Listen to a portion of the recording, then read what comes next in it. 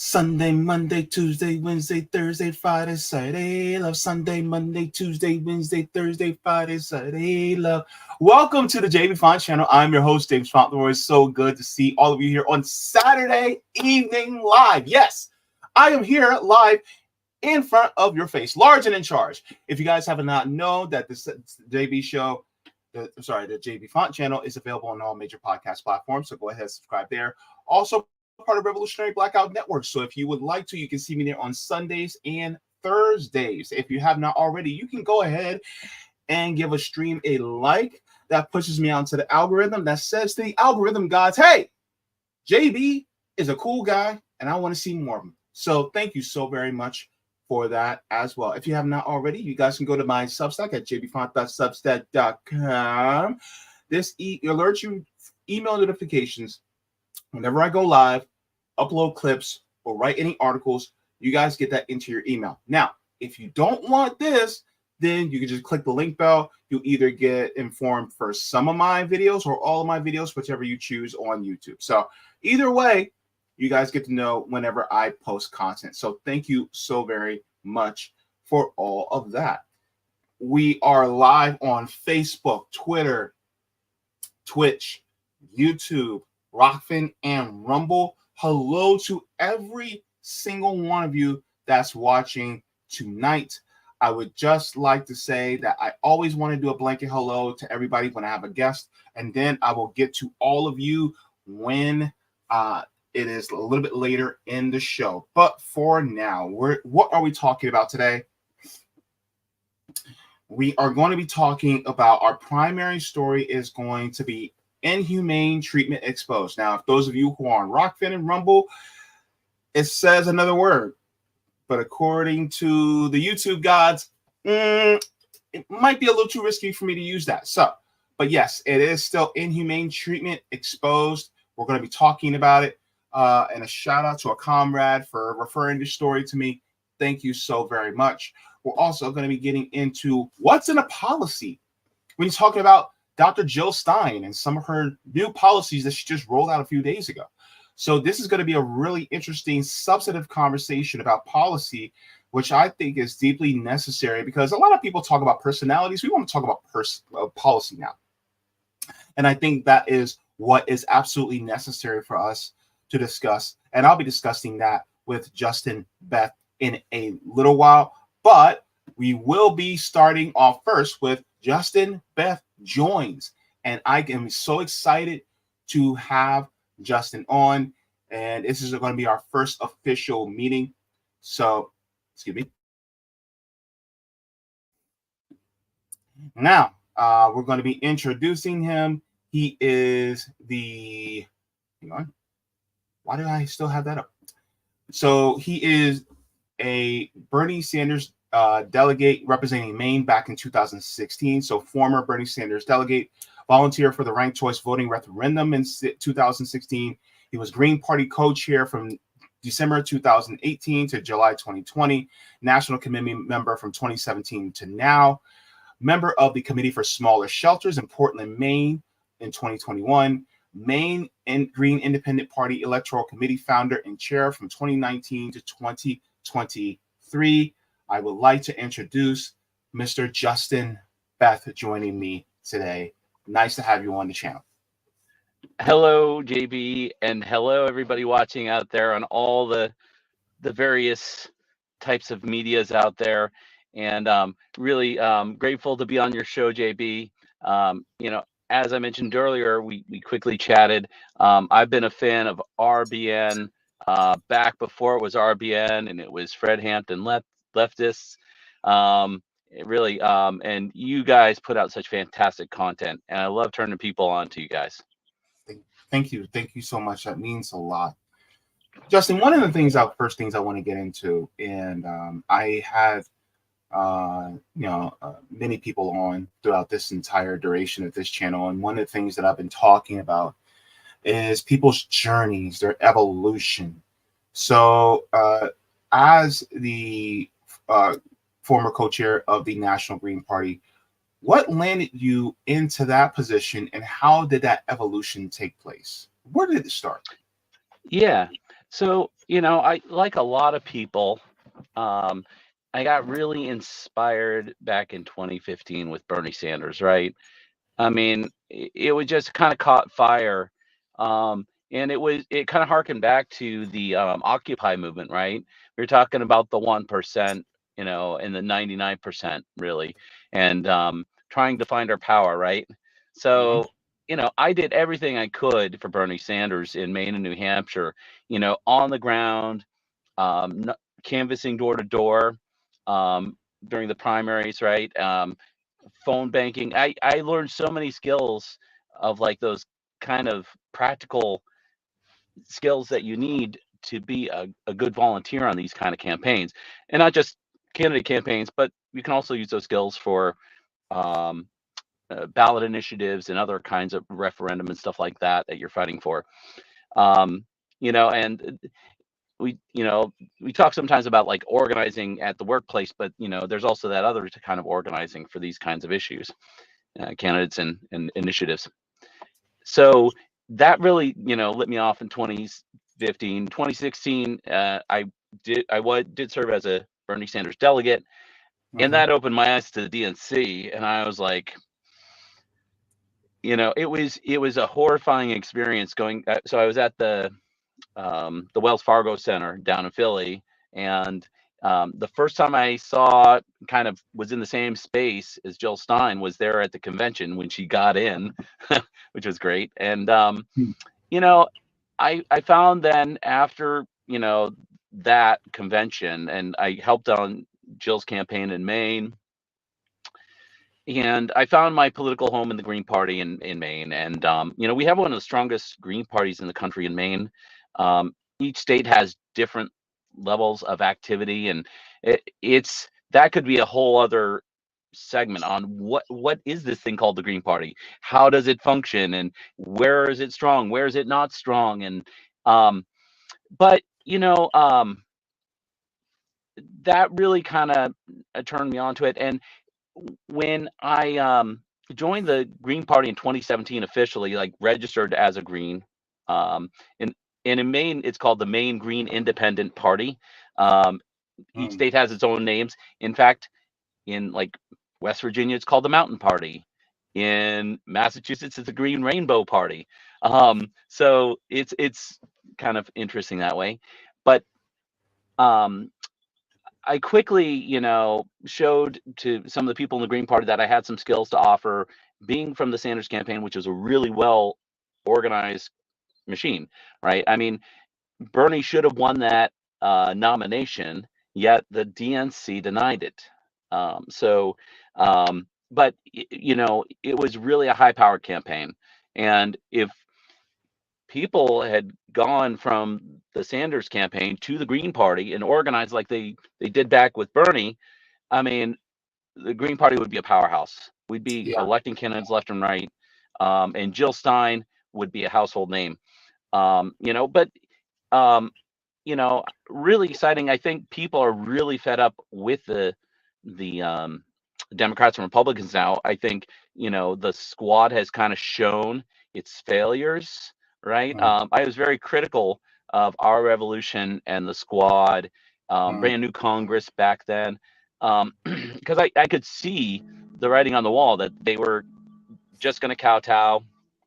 And but yeah, so the main Green Party, kind of brought me in, and they saw that I had a lot of potential. I got onto the national committee of the Green Party, and then there was a special election to fill that co-chair.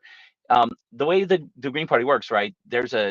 It's actually like a 9-person steering committee with 7 co-chairs and a treasurer and a secretary um, that that make up the steering committee. So it's not like you're just alone there as a co-chair. So there's a lot to do, and we're all volunteer. None of us get paid for this, Oh. and it's a lot of work to try to keep certain committees going, um, and get out press releases and things like that. A Mhm. lot of work, and it's it's a pretty thankless job, but you know it it's valuable to those of us that really feel that we have something to offer, And we, at the end of the day, we really want to, the thing we want to do is we want to make sure that people have a candidate on the ballot that they can vote for, that they feel good about voting for. Mhm. I'm currently in my car. I'm finishing a week, or basically 4 days of canvassing down here in New York to get Jill Stein on the ballot. And that is the pitch that we make. It's like, hey, are you a registered voter in New York?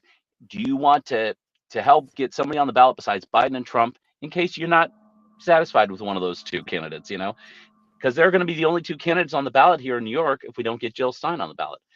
Mhm. So yeah, it's it's something I truly believe in, that we do deserve representative democracy, and we don't have it right now at all. Um, and I think it's really important, if we can, to come together on a strategy for electing candidates, but also working on ballot initiatives and um, pushing in the streets, right? I do believe in protests, but I think the other part of that is we need a protest with a candidate. Um, and I think we could bring all those things together.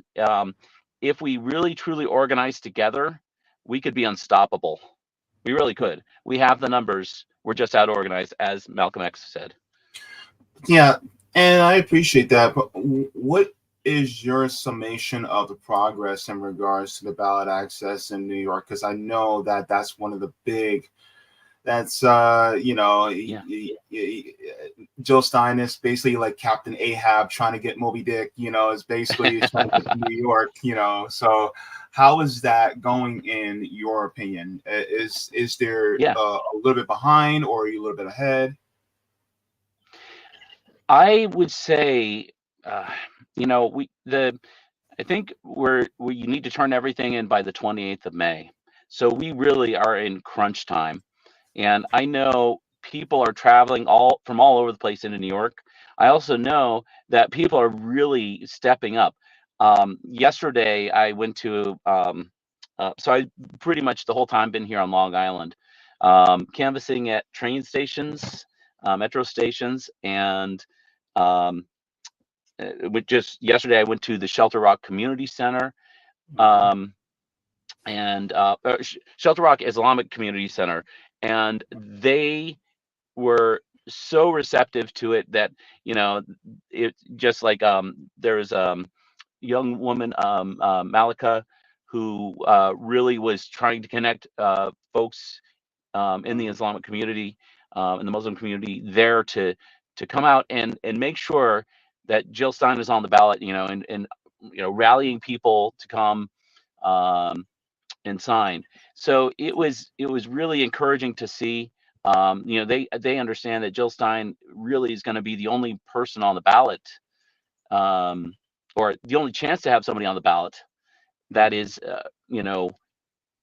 supporting an end to or it wants to end the genocide going on in Gaza. She wants to end genocide also in the Congo, in Cameroon. Um, but so as far as the status of the ballot access, okay, which was your question, some people say, well, he didn't answer the question. So I would say that we're probably a little bit behind, but it's really hard to say. Again, people have been stepping up. I got 175 signatures in 4 days, which is pretty decent. I don't know if you've ever tried it. You got to have a lot of patience. Yeah. You get turned down a lot, right? But you try to hook them and have a conversation. And for me, it's not just about the signature; it's about the conversation. I really believe in engaging with people and talking about what we're facing, like these crises, we're facing, and do a little education. Have you heard of Jill Stein? What, you haven't? She's amazing, and this is why. You really need to know about her.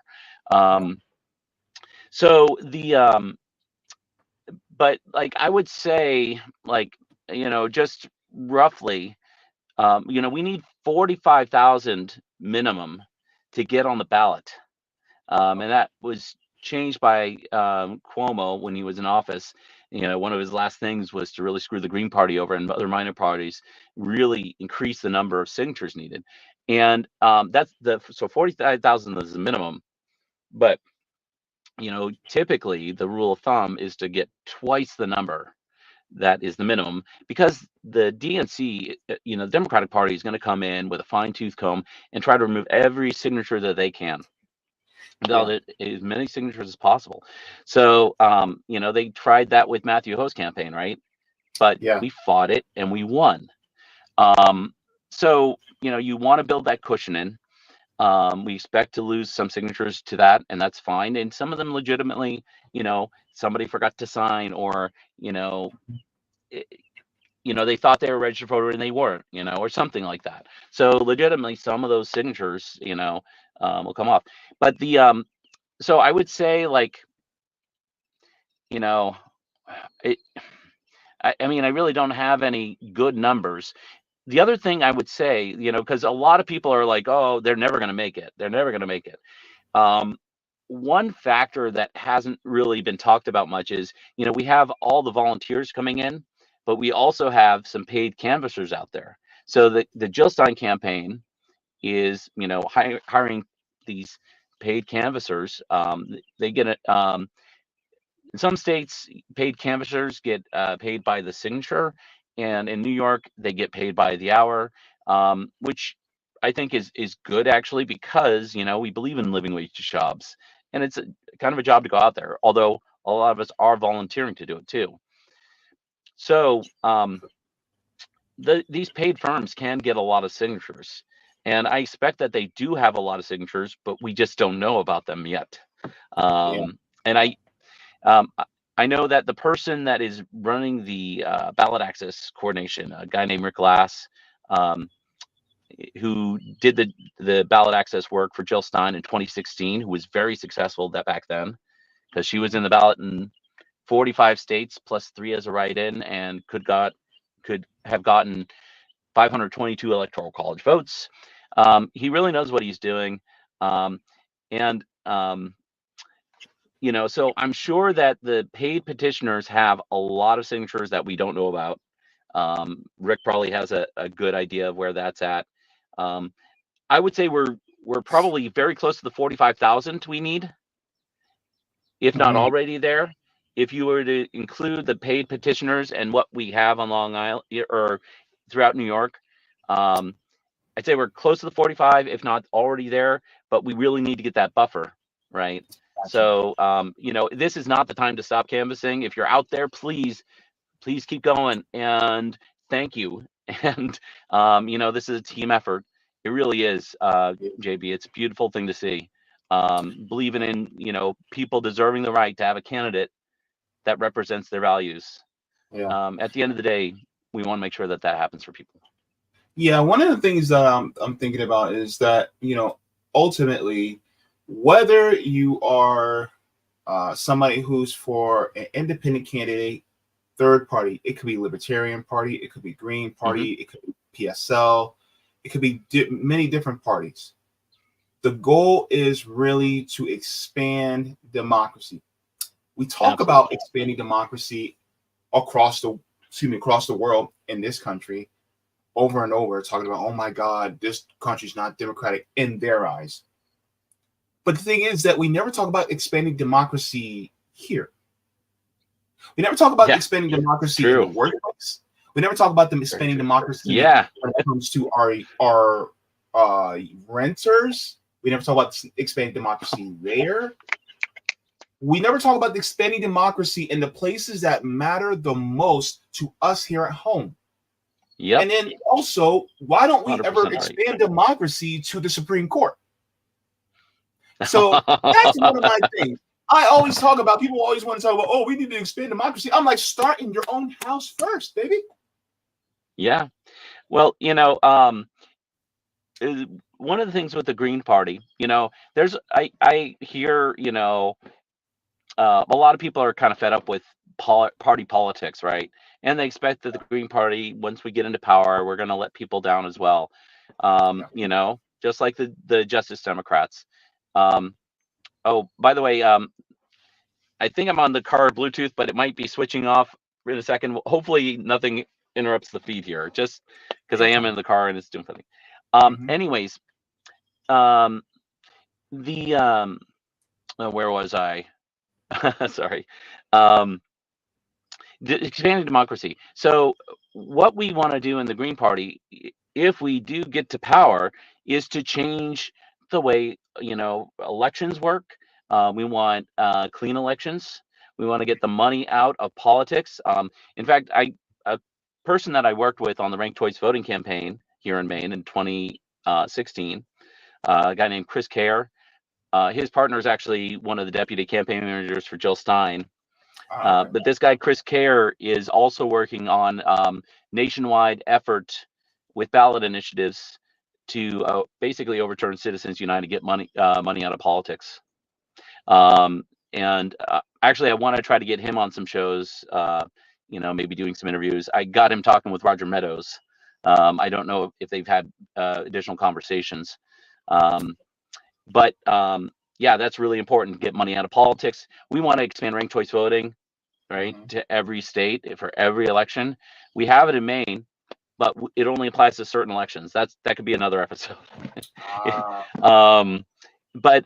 Yeah, I mean, there's so many things we need to do to expand democracy, and I love the way you talked about also expanding democracy in the workplace, right? So the Green Party, we talk about supporting worker co-ops, which is democracy in the workplace. I'm a big fan of Professor Richard Wolff, right? And many of us in the Green Party are. And that's a big part of our platform. We see going, for an eco-socialist party, we believe in workplace democracy as the next step beyond unionization.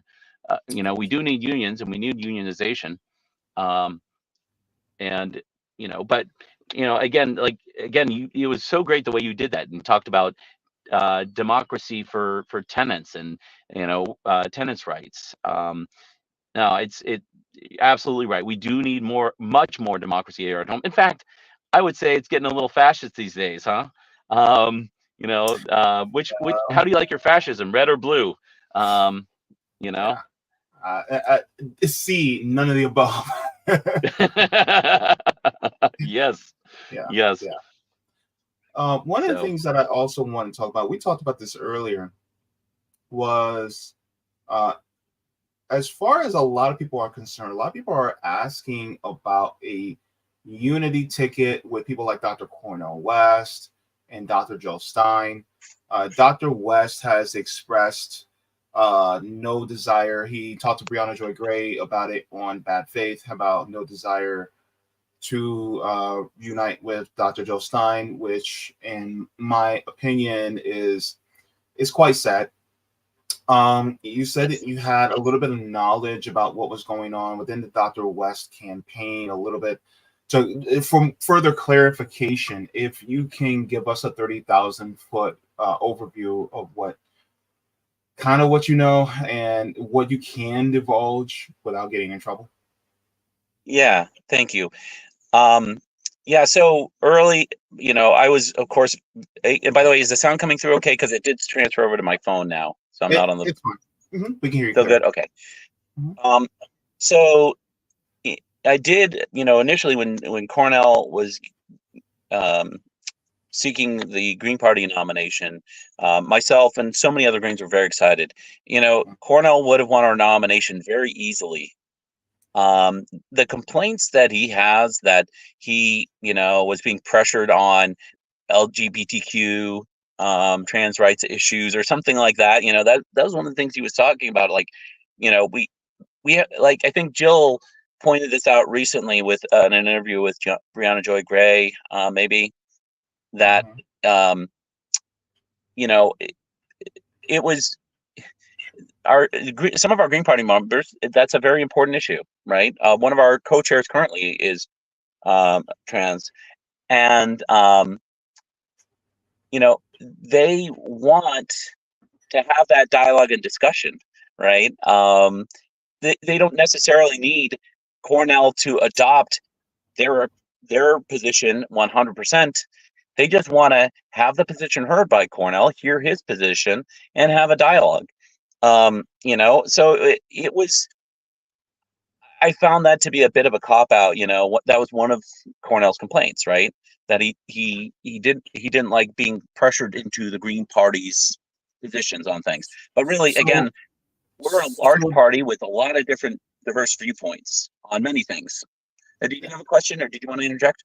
Sorry. Well, I just have a question. I mean, he did not want to have any. Did he not want to have a discussion with people who are LGBTQ about, you know, honing in on his LGBTQ positions? Is that what I'm hearing correctly? That was one of the things, you know, and you know, I know it was. He was just like, he didn't really want to engage with that, you know, particular issue, and the overall, you know, besides that, Cornell was getting a lot of pressure to leave and go independent, from some of his friends and family, some close people that were close to him in politics, Nina Turner particularly, right? And there were some people that were brought in to help Cornell's campaign that I wonder, you know, like there's this one guy that came in that was from our revolution, right? But, you know, a solid organizer, right? Supposedly. But he came in and was throwing a lot of shade and really saying, oh, it's going to be so much easier to run as an independent. Ditch the Green Party, you know? And around that time, Peter Dow came in, right? Okay. And, you know, I've got a lot of mixed feelings on Peter. I am of the opinion to try to allow people, if they're changing for the better, to accept that, right? I was once a Democrat, right? And I got better. A lot of us were, A lot of us were, right? We had our evolutions, right? As you kind of saying, you know, what brought you here? So, you know, a lot of mixed feelings about Peter, but at that time, I really kind of held a lot of that on him. But I know that more than anything, I'm pretty certain if you ask like maybe Sabby, she would kind of point this out as well. You know, the biggest influencer on Cornell was his closest partner, if you know what I mean. Gotcha. Right? And you know, he's kind of hinted that, like, you know, going after family, you know, his family or something like that, you know, and you know, the Green Party, you know, not, you know, and so there was like some big differences of opinion, you know, with his closest partner and Jill on, you know, like, again, like the whole campaigning thing for the nomination.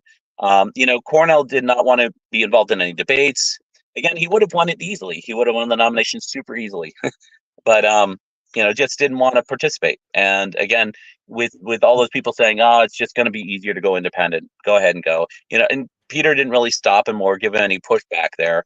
And then he made that decision, and it was a shock.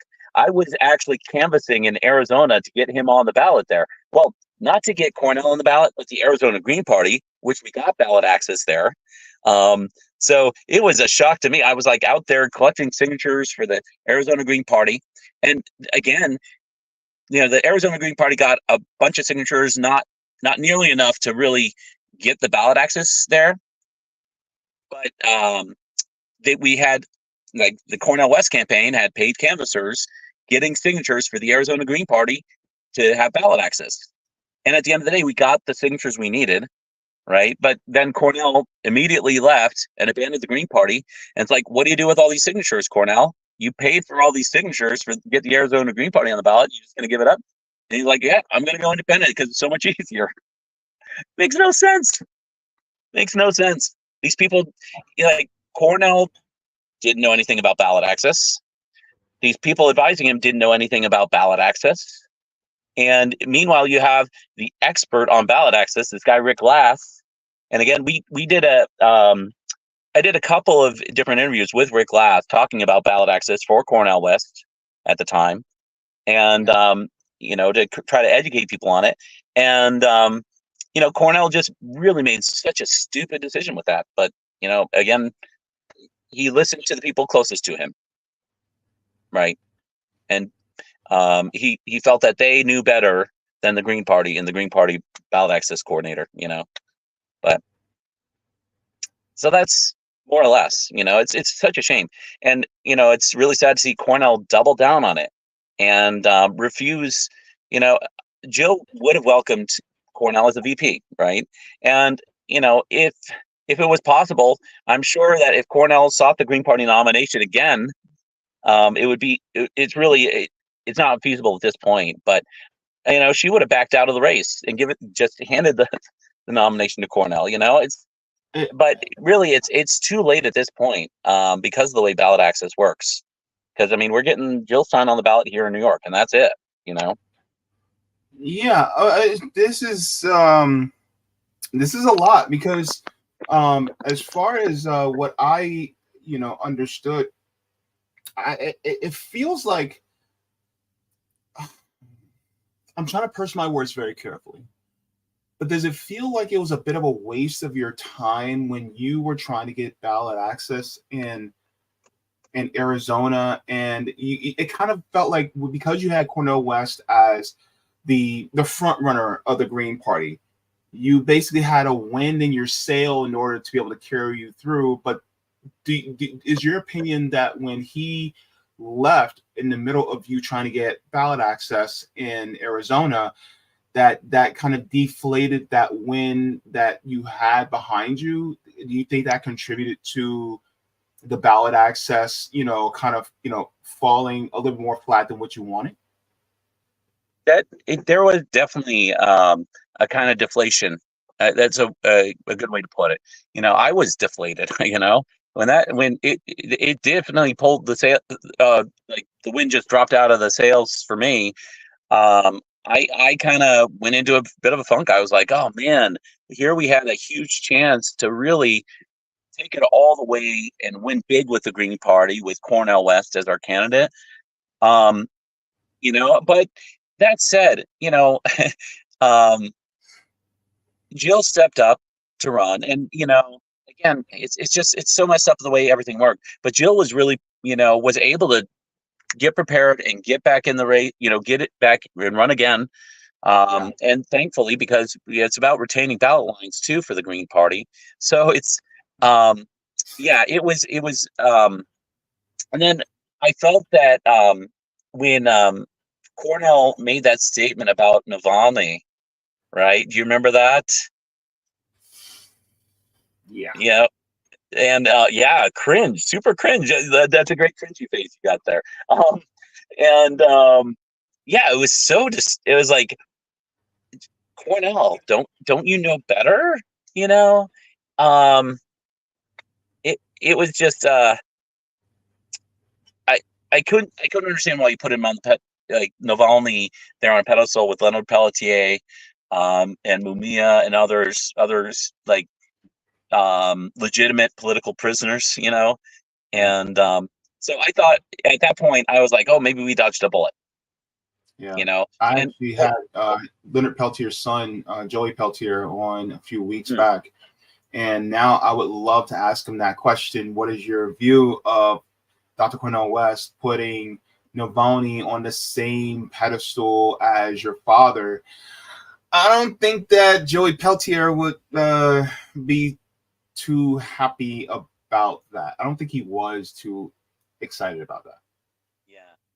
So, I'm only looking forward now at this point, and what we can do with Jill.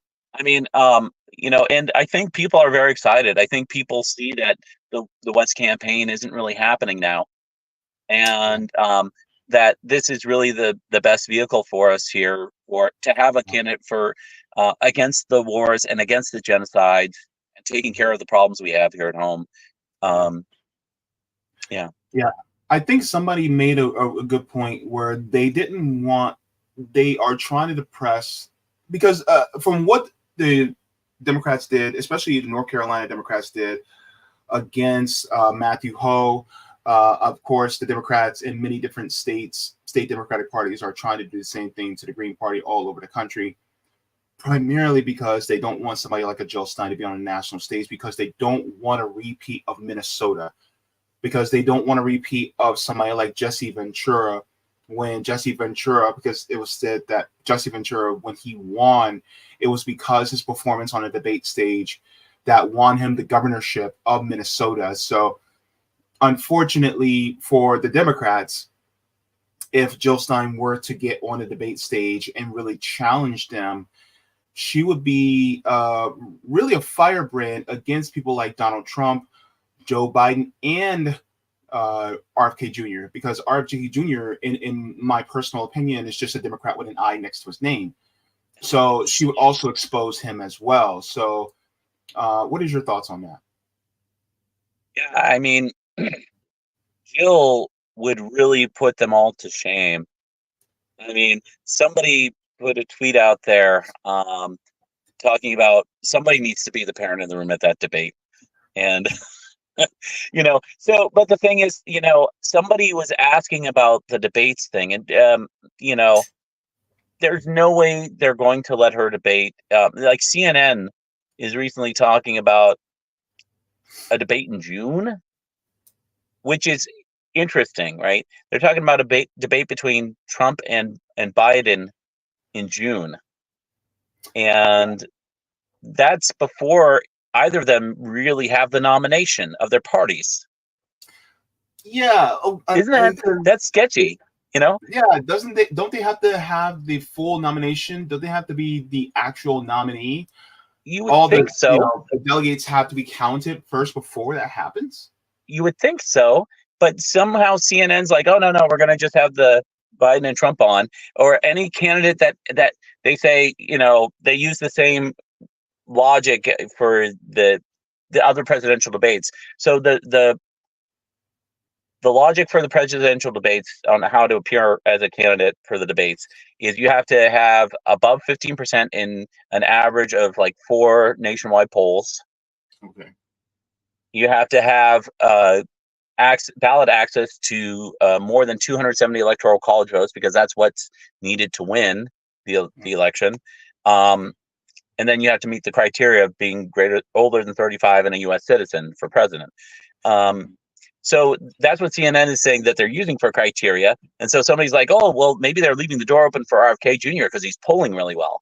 Well, RFK Jr. doesn't have as much ballot access as Jill Stein, and he won't have the 270 electoral college vote access by the time of this debate on June 20th. So it's like this debate with CNN's putting out, it's all sorts of sketchy, again, because I mean, technically Trump and Biden don't have ballot access, for the 270 because they're not the nominees yet for their parties. It's just, I don't know. But so they're going to keep Jill out of the debates. She won't be able to make it because of the polling, right? Realistically, I don't see her getting greater than 15%. I think it's key that we use our social media, right? Then the independent media, to really get the word out there. People are in some ways abandoning mainstream media now. And yes, I think we really need to push as much as we can through social media and independent media. Yeah, because ultimately, from what we see as far as media, independent media, social, especially now, we're at a point right now where the trust in the corporate media is at an all-time low. As a millennial, I consider us the streaming generation because we like to stream our news now. We're not sitting there, we cut the cord from cable. We said absolutely no more. And now independent media is being stifled within the tube, I like to say, especially in regards to a lot of corporate media. And there are some channels, I'm not going to say who, that are really just corporate media cosplaying as independent. And so they will push the corporate media narrative left and right until you basically cave, until you're propagandized to think just like they do. So I honestly do agree. And some of these channels are really, really big, and they got big really fast. And they're not channels like mine who are trying to grow, but seems to be stifled in some way. But Absolutely. You know, and the Sorry. the propaganda and gaslighting by our media is really disgusting. You know, it's really interesting. I'm actually seeing some people out there that like listen to NPR, and like a friend of mine, you know, that I went to college with, you know, she's like, well, I listen to NPR a lot, and you know, they're really good on what's going on with Israel, Palestine, and Gaza, right, and getting it right. And yeah, I'm like, are you sure? And she's like, no, no, that, you know, they're calling it a genocide, and they're speaking kind of favorably of the encampments.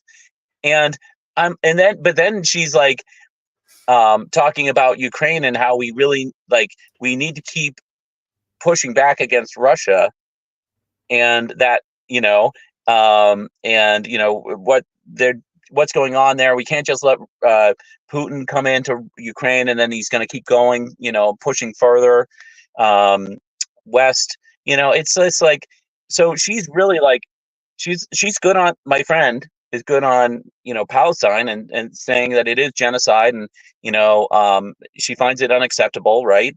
And sees Israel as the aggressor and the Zionist Israelis, right? But she gets Ukraine wrong because NPR is telling her so. You know, it's so the gaslighting, the propaganda is very strong. It's very persuasive, and you know, that's another reason why I think it's good to go out and have conversations. You know, when I was doing this petitioning here in New York again, I tried to engage in conversation as much as possible, you know, even in short windows.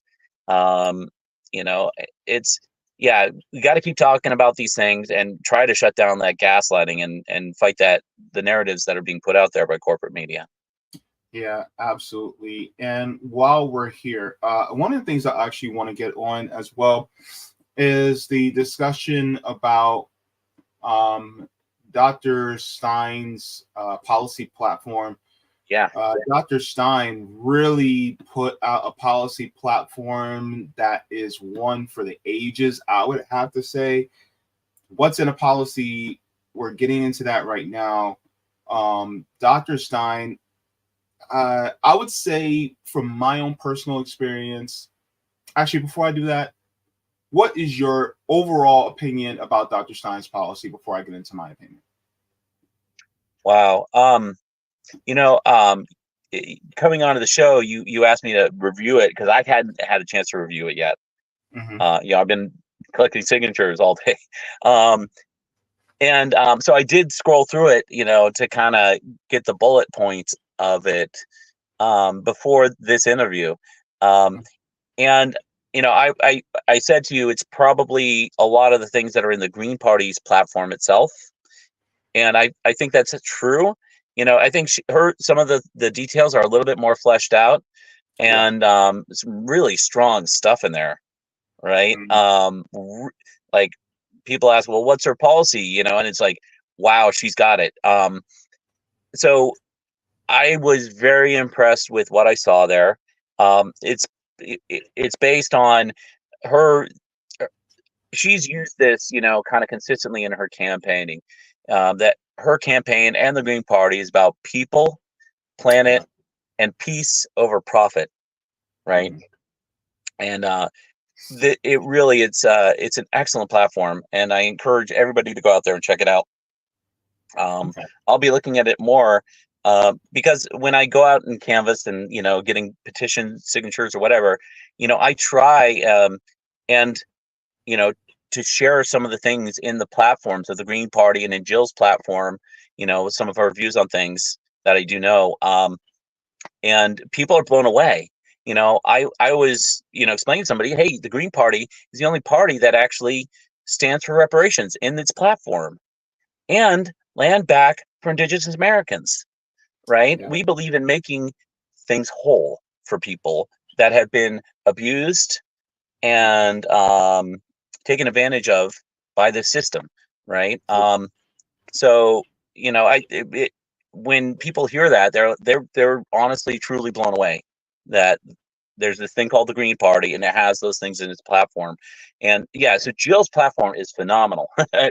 From what I've seen, it's I need to dig into it more, but Um, a couple of the things I saw there, the workers' Bill of Rights. That's something she's been campaigning on since I think 2012, right? Yeah. She's talking about a Green New Deal again, but she's saying it's the real Green New Deal, right? Yeah. Because the Democrats, basically borrowed that terminology from her. Bernie did, and she'd been running on it in the past before him, and they watered it down. So a Green New Deal with demilitarization and using those funds to really build housing here, and give living wage jobs to everybody. Right? It's also a jobs program. So yeah, those are just a couple of my thoughts on it from my quick review of it, but it looks fantastic, and I got to dig into it more. Okay. Well, one of my initial opinions after going over it line by line, really, was that this is actually more comprehensive than Bernie Sanders was in 2020. Oh, yeah, And if you definitely. remember back in 2020, Bernie Sanders, his policy platform was pretty much one of the most comprehensive out of all of the 2020 candidates. Jill Stein's actually goes far and above this, what Bernie Sanders had. It is further more progressive and it's more inclusive, I would like to say. And so one of the things that I want to do is actually, I just want to get into it. And so let me see here. So the platform is People, Planet, and Peace. But once you go into the platform for people, that's when it drops down and it's massive. So this is the part where it's really, this one is really about like very worker centric in my mind. First off, here it says guarantee lifelong public education for all institutions of learning, including trade schools and pre-K through college and graduate school. First of all, she just smacked us in the face with basically graduate school for all. Yeah, and we can fund that if we're not spending money on Israel and Ukraine. That's and the military-industrial complex. Yeah. And then abolish student debt for 43 million encumbered Americans.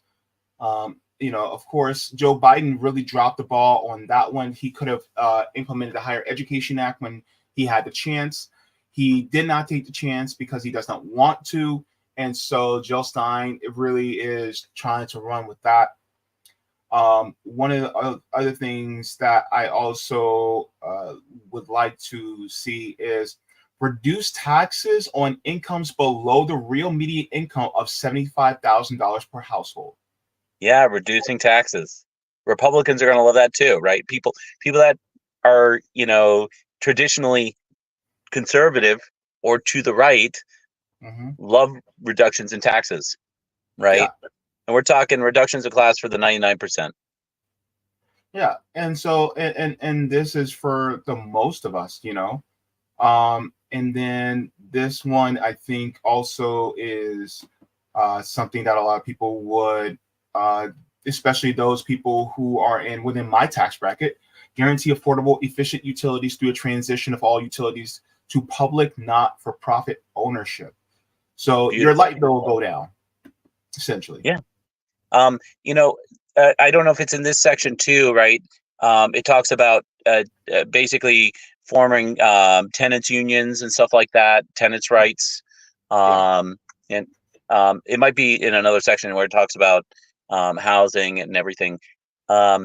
Also, maybe it's in this next section. I see just peeking there, labor section, where it really goes into pushing for worker co-ops and investment in worker co-ops. And also another big thing there is it talks about public banking and making the too big to fail banks public banks, and taking, getting rid of the private ownership of those banks. I'll let you keep going, JB. Yeah. So she talks about a $25 minimum wage. But it says index to cost inflation and productivity growth, whichever is higher, with special consideration for geographic locations where cost of living greatly exceeds other areas. So it's basically saying everybody who is, if you're in a poor area, if you're in a poorer state, $25 minimum wage. If you're in, let's say, the states like Hawaii or California or Colorado, Florida, New York, right? It's going to be higher than $25, but it's going to be also indexed to cost of inflation. So, you will have what is a living wage according to the cost of, inflation. Universal rent control is something that I think would also impress a lot of people who are like myself, because rent is out of control. And really the landlords have been given the keys to the car and they are running it into the river. And so this is what we see right now as far as rents. Rents are sky high. The rent is too damn high, as they say. So yeah. So one of the things I also wanted to go into was pass a federal jobs guarantee. So this is huge, and I want to explain to people why a federal jobs guarantee is so massive. So all the people who are proponents of MMT, modern monetary theory, they push what's called a federal jobs guarantee. Now, federal jobs guarantee is essentially that if you are out of a job, the federal government will give you a job.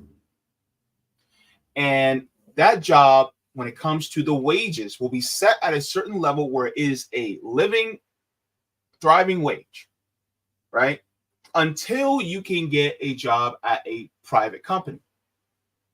So that federal jobs guarantee means that you, even though you may not have a job in the private sector, you will be employed by the government until you can get a job in the private sector once again.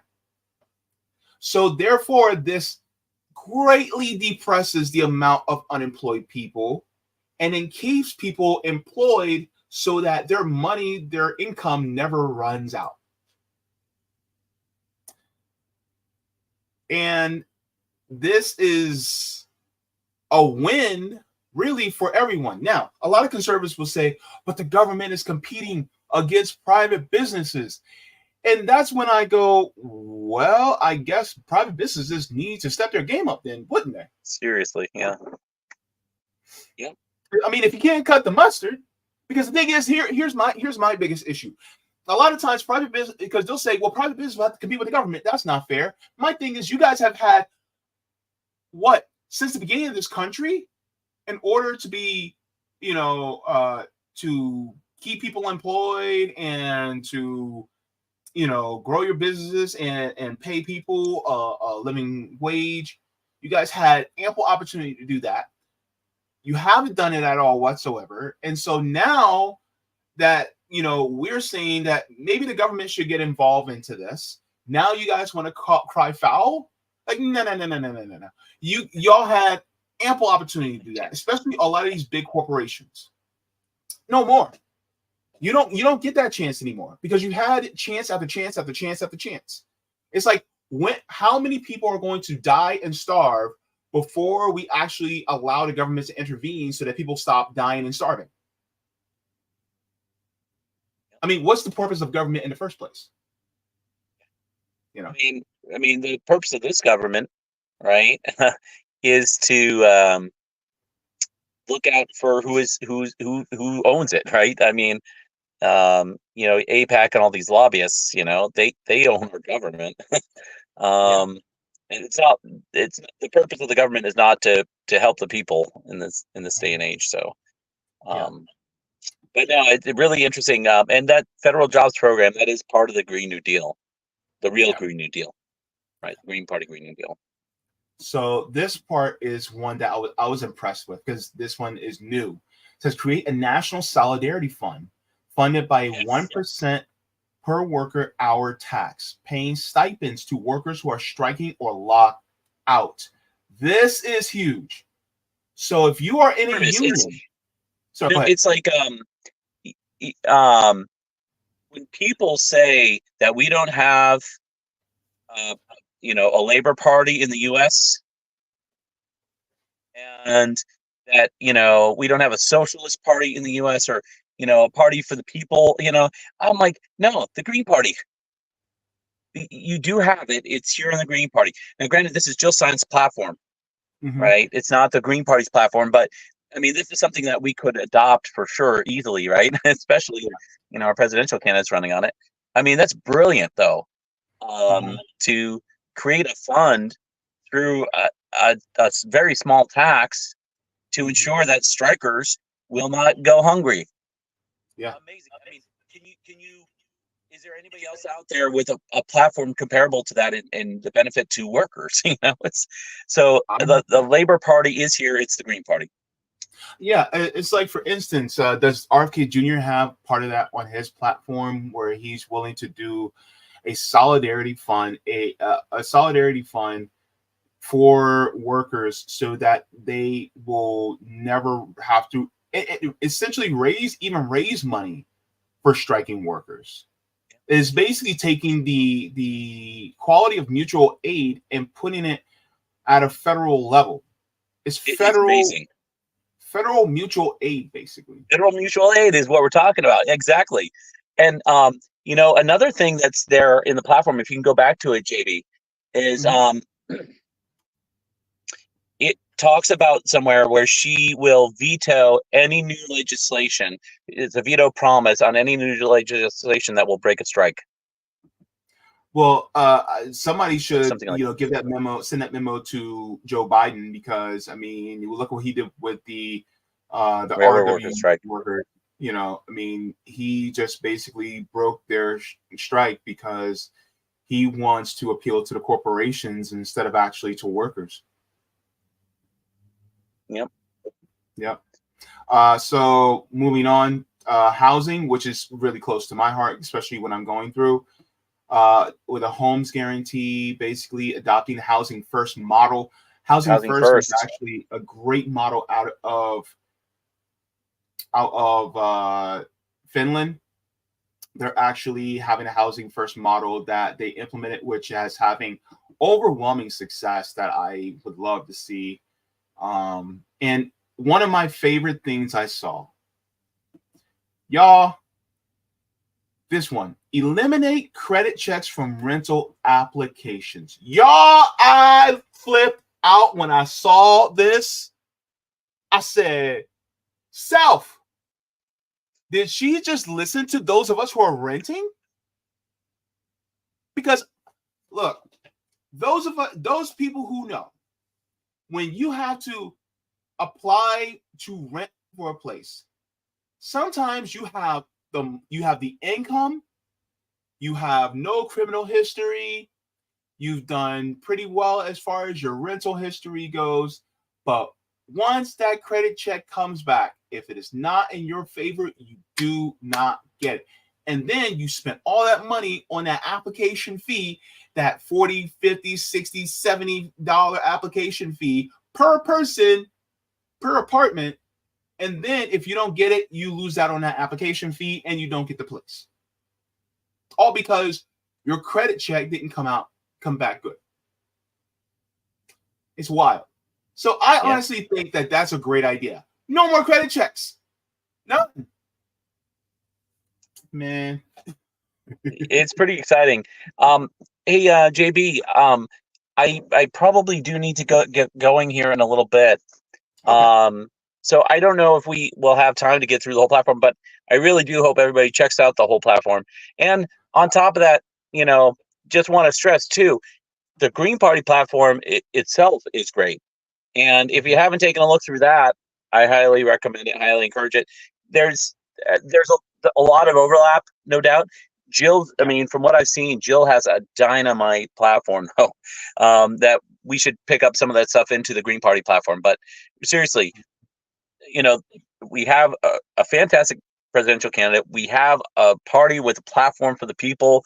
I mean, if I've always said this too, if people join the Green Party, and Jill Stein's campaign, like we did for Bernie in 2016, it would be a huge chance for us to really break through this system, right, and get some substantial change.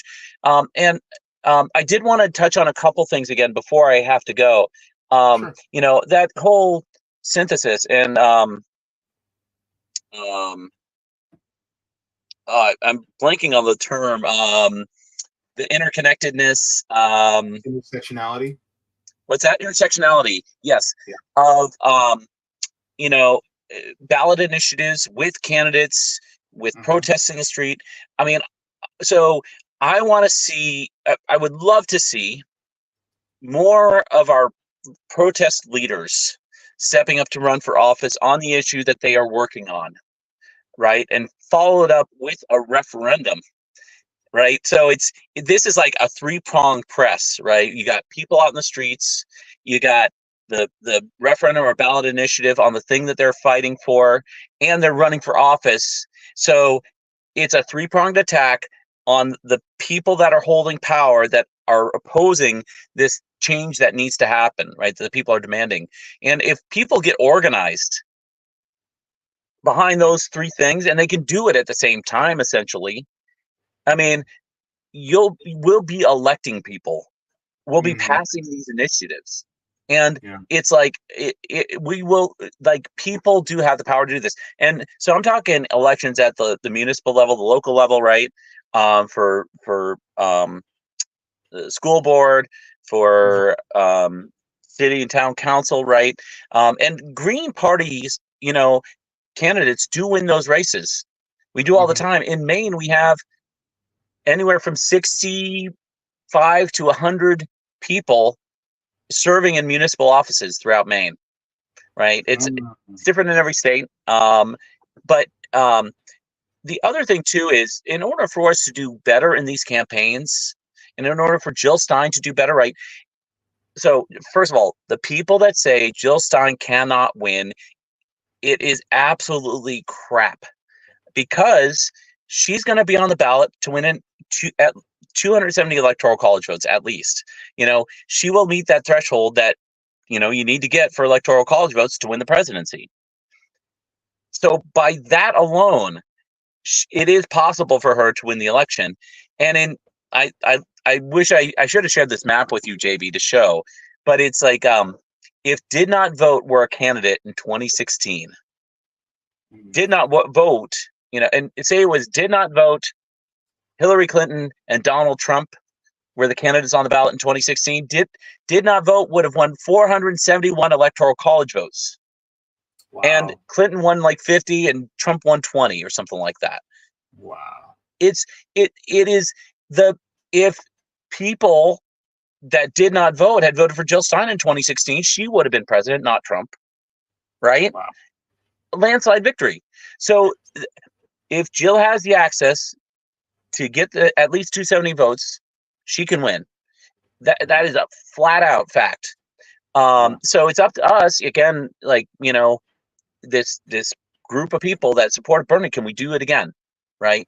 And this time, because Gaza is at stake, Palestine is at stake, these other genocides, ending these wars, it's all on the line. And I really do think, again, we need, like, the more people we have in the Green Party, the more candidates we can run. And again, I'm talking like the multiple prongs, right? The activism in the streets, the referendum, and the candidate. And, so we want municipal level offices for like city council, town council, school board. We want state level for state representatives, state legislature, because when we pass a ballot initiative, a lot of times the state legislature could overrule it or, kind of do nefarious things with it, right? So, we passed this referendum, but the state legislature just, bombed it, and they'll do that all the time because we don't have representatives there for us. So we need to get people in at that level. And and then you talk about federal level for Congress, we want to get people into Congress with the Green Party because they can actually stop this spending on these foreign wars, right? People say, well, Jill Stein, What's she going to do? She gets elected. She's just the president. She's got a hostile Congress. Well, we want to take over Congress too, right? Or at least get 5 Greens elected to Congress. And we have, this is the kind of the last point I wanted to make here. We have some amazing Greens running for Congress, for federal level Congress in this election cycle. And again, if we have candidates working at all these levels on the ballot, for, again, the smaller level offices, but then the federal level offices, and then Jill's running at the president at the top. If every single one of those is running, and each campaign, they're going to have people knocking on doors saying, hey, I need to vote for my candidate for town council. But hey, also, we got so-and-so running for state rep, so-and-so running for House, and we got Jill Stein. You need to vote for all of them because, together, all those things with this platform, what we're trying to do, and we got this ballot initiative, we're going to make some significant change for all our lives. So I think the synergistic, intersectional kind of campaigning, and again, I mentioned the fact that we got a lot of great congressional candidates, and that's one thing I'm working on right now. Is actually I'm with what's called the Green Congressional Campaign Committee. And hopefully we'll be putting out some social media soon on that. And that's going to basically be talking about the federal level, the U.S. House, U.S. Senate candidates. Okay. And I'll name just a handful, right? I don't know them all yet, and we need to do more with all of them. But Jason Call, right, who's also the campaign manager for Jill Stein. You got Christina Khalil down, and please, if you're watching this, any of my federal level candidates, and I don't mention your name, please forgive me. We got Christina Khalil running for U.S. Senate against Bob Menendez. We got Michael Dublin down in North Carolina for U.S. House. Okay. We got Shibu Osonye for U.S. House in Illinois. Something amazing, JB. So last night, Sabby actually interviewed Chibu Osonye, who's fantastic, a millennial running for U.S. House in Illinois as a Green, and Christina Khalil, who's running for the U.S. Senate race there. So they were on Sabby last night in New Jersey, where Christina is running for Senate. They have 12 U.S. House districts in New Jersey. And they have a candidate for each of those U.S. House districts and the U.S. Senate race in New Jersey. They're calling it the New Jersey 13, and the Green Party has never done that. Wow. Never, ever done that. We have 13 candidates on the ballot in New Jersey. If we focused on New Jersey alone, we shouldn't do that. But imagine if we really organized to get everybody elected in New Jersey as a Green. Christina and all the 12 candidates, and there's some amazing people there. It would be a game changer in Congress, right? The idea of the squad, they could have demanded, a bill on Medicare for all, right? On single payer healthcare, but they didn't use their leverage of power. And again, a small voting block like that could do tremendous things for the Speaker of the House vote. True. It's so we have a lot of power if we do take it, right? If we do step up. And again, I really encourage us all to think, because I love Roger Meadows and he's really focused on ballot initiatives, but I think we need to do the whole thing, right? And organize, again, with this 3-prong attack. And I think we'll make some huge gains. And again, one last thing, I also wanted to shout out the person that got me onto this. JB, you put out a tweet saying, who are some people I should interview, Oh, yeah. And really cool young guy, his name's Brody, on Twitter, it's Greenway Forward. He recommended me. He had done an interview with me, and I'll tell you what, it's really cool seeing people like Brody out there. I think he's 17 and he's going to turn 18, so this will be his first election, and he is on fire. He was a Democrat. He was for Bernie, right? But I think he even voted for Biden, And he's like, I am so there for Jill Stein and the Green Party now. And so Brody recommended me to be on here with you. I'm so grateful that we had the chance to talk.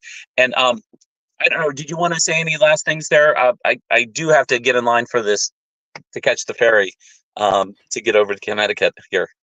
No, I think that everything you said was spot on. And as far as doing what we can for different third parties and independents, I think we need to pull out all the stops as much as we can. That's just a small piece of the multi-pronged approach that you were talking about, like getting out into the streets, doing mutual aid, organizing, things like that. I'm a big proponent of doing the organizing, things like that. And then also it's like, oh yeah, this person who's running on all these great things, okay, I'm gonna take that Tuesday, stand in line, fill the bubbles in, and then get back out there and start organizing again in the streets and doing mutual aid. So I'm a fan of that. So yeah, definitely. So yeah. JB, I'm really honored to be here with you. And thank you for having me on. I know it took a little time to get us to find the right time to be on, but thank you so much. Yeah, and thank you so much for coming on. I can't wait to have you back on. We'll have you back on to talk about some news stories as well, because I would like to get your perspective on some of the things that's happening both around the world and also here domestically too. I so appreciate it. It's a lot of people. I've noticed in interviews and things. A lot of people think they know what the Green Party's about or whatever. I think it's helpful sometimes to have a Green Party person with Green Party perspective on the shows. I mean, we're very much in line if we just had a chance to talk with each other, and the Green Party, even though we're kind of crazy about our candidates, right, and doing that thing, we're so much more. And so I think getting to know people, getting to know each other is important. And I'm really grateful again, JB, and sending you best wishes on everything you're going through there with your housing situation, right? I'm hoping something works out for you, really. Oh, thank you so much. That means the most to me. I appreciate it very much. And I wish you much success. I hope you get 45,000 more signatures by yourself in 2 days. That's not gonna happen. I'm burnt. hey, we can wish upon the star. We may not get the stars, we might catch the moon. So. All right, JB, really, thank you so much. Thank you so much, Justin. You have yourself a great one. I'll talk to you on Twitter as well. Take care. All right, bye-bye. All right, everybody. That was Justin, Beth. That was from the Green Party, talking about some of the details within the party, as well as talking about some of the things that we, need to keep in consideration when it comes to different policies that are being adopted by Dr. Jill Stein. I'm pretty sure there's also most of the candidates, if not all the candidates, are also looking at Dr. Stein's policies and going, that's a good idea. Maybe I should implement that into my policy, especially ones that are running for federal office. If I were somebody in the Green Party and I saw Dr. Jill Stein's platform, I would be looking for what's not in my platform. And I would be like, can I implement that in my platform? Or can I think of something even better than that? So with that being said, I hope you do your due diligence and the stream that pushes me out into the algorithm. Thank you so very much to everybody for sharing, because sharing is caring. So thank you so very much for that. Before we get into the comments as well as into our next segment, I do want to do this. I want to give a shout out to the patrons on Patreon as well as on Coffee, because you guys make the world go round. So let's get into it. So we're going to share the patrons on Patreon. So We have patron members. We have mega Jaybefaunters, super duper Jaybefaunters, super fake Jaybefaunters, Comrade Solidarity, and JB members. Thank you guys so very much for being contributors to the channel, and to all new members. Thank you so very much, especially in the near future. So we're going to go to the chat. So I'm going to go to the Rockfin chat first. Actually, you know what? Let me go to the Rumble chat. Let me see if there's anybody on Rumble. Because I know people on Rumble, I don't want them to feel left out. Yep. We got some people on the Rumble side. Let's go. We got people on the Rumble side. Doo-dah, doo-dah. We got people on the Rumble side. Oh, doo-dah day. Look at me. I'm looking at myself. Doo-dah, doo-dah. Okay, I'll learn. Dubner says, hello, everyone. Joe Stein 2024. Free Assange, free Peltier, free speech, free press, rank-based voting. Rank-based voting. I like that. Pardon Trump, pardon Donziger, plus. Okay, pardon Trump. That's interesting. Ellen says, I don't think there should be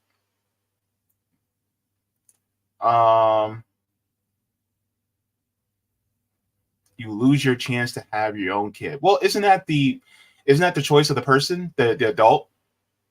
Yeah. And then on top of that, people who are trans have gender affirming surgeries.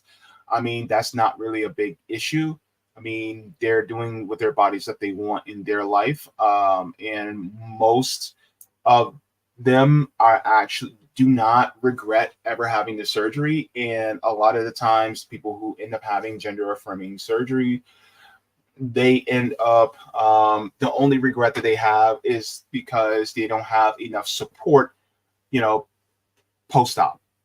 So that's what I'll say. But thank you very much for your comments in the chat. Appreciate it. All right, let's go to the chat on Rockfin all night. Okay, no, I'm not gonna do that. Animair says, happy to see you, JB. Happy to see you too, Anna. Thank you for the tip on Rockfin. Roger, he says, Jay, check your DM. This documentary is very revealing. Fast forward to marker 1:45:10, and please play it all the way up to Oliver Stone, about 3 minutes long. And please put this link to that movie in the chat. We must screen record entire movie, everyone. All 2 hours and 11 minutes before Elon's censors kick in. Tom Clancy, Jack Kirby, and Stan Lee couldn't have wrote a better plot, except this ish is real. Interesting. All right, so I'll get to that right after I read the other two. All right, so DB Cooper III says, compare housing rent costs to Russia housing costs. Which is better? Actually, I would like to look that up, because from what I hear, housing costs in Russia are actually a lot more affordable for Russians than they are here, than U.S. housing costs are for us in the United States. So they're actually doing better than we are as far as cost of living. Hemcar says, states are banning chemtrails. This spraying is killing thousands and no one talks about it. Okay, thank you so very much for this as well. All right. Thank you for that, Hemcar. Hemcar is always coming in with the base takes. All right, so let me check on this, Roger. What you send me now, Roger? All right, let me see.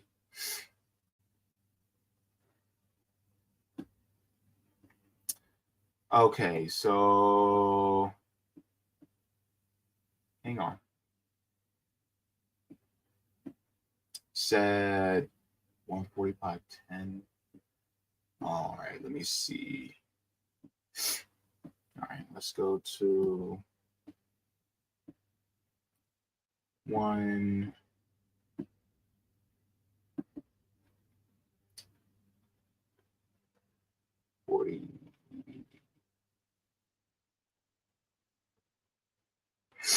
Okay. All right, let me share. What? Share the screen. You said it's 3 minutes, Roger? Let's take a look.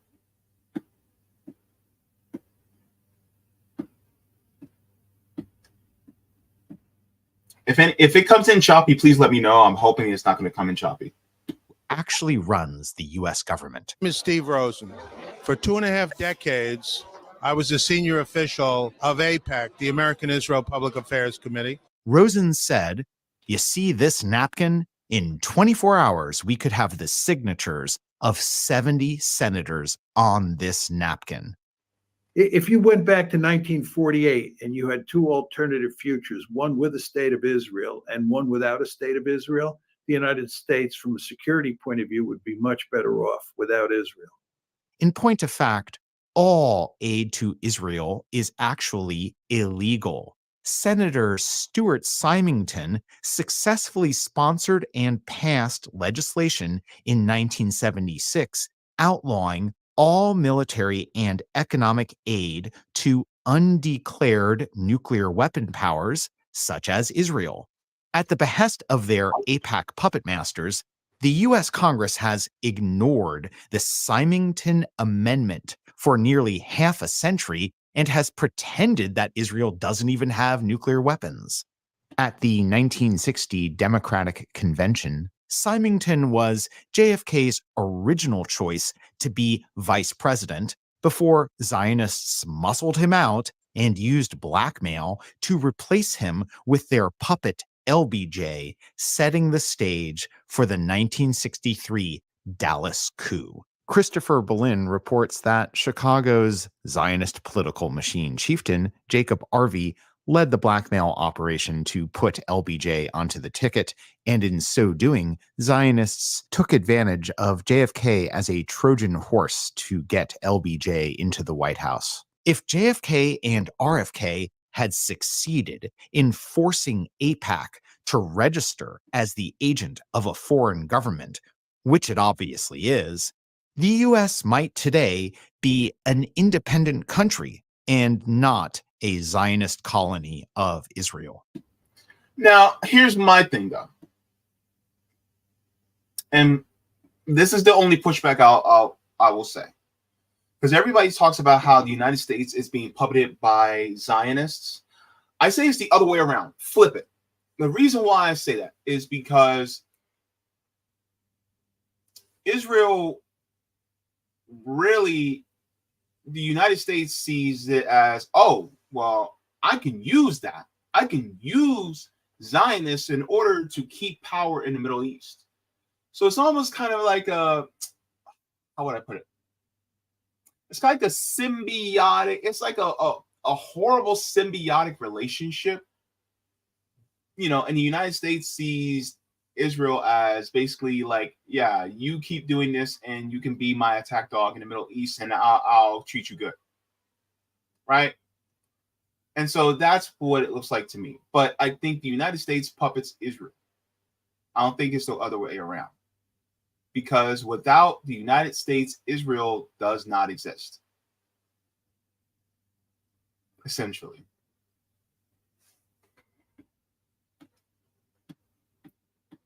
Let's do a little bit more. This is interesting. If this capital crumbled to the ground. Oh, God, I don't want to hear from her. Well, okay, hang on. Should have took a shot of some liquor before listening to this monster. The one thing that would remain is our commitment to our aid, and I don't even call it aid, our cooperation with Israel. Okay, so basically, yeah, that's interesting. So yes, I will put the link into the chat for you, Roger, so that people will still have it. All right.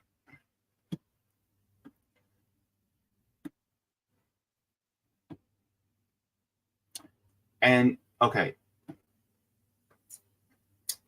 Strong point, Sinachel. Strong point. A Zionist does run this country. Yes. You're right. I concede that point. All right, let's get into the rest of the chat here. Man, you guys be putting in some strong arguments. Like, I'm gonna embarrass JB on his own channel. H. Kill says, hello from Amsterdam, Holland. Good to see you, H. Nice to have you. Welcome. All right. Miguel H. coming in saying, peace. Good to see you. We have Leroy coming in saying, good day, comrades. Good to see you, Leroy. Randy Terpstra says, I'm from upstate New Amsterdam. Most of my ancestors Dutch. Oh, nice. Nice to have you. And then Roger was asking Justin where he was. Talking about using it out in the suburbs. He'll be there in 15. Nice to see. Philip says Jill Stein would draw in Bernie supporters that are disappointed with Bernie. Her campaign is one in non-voter. Yeah, and you know what's funny? A lot of former Bernie voters are also Trump voters. So if Jill Stein actually got more popularity, then I think that some people who were Trump voters might even switch over to Jill Stein, which would cause people at CNN and MSNBC to flip out. Their brains would explode because they're like, wait a minute, you're going from Trump to Stein? Really? And they would be like, yeah.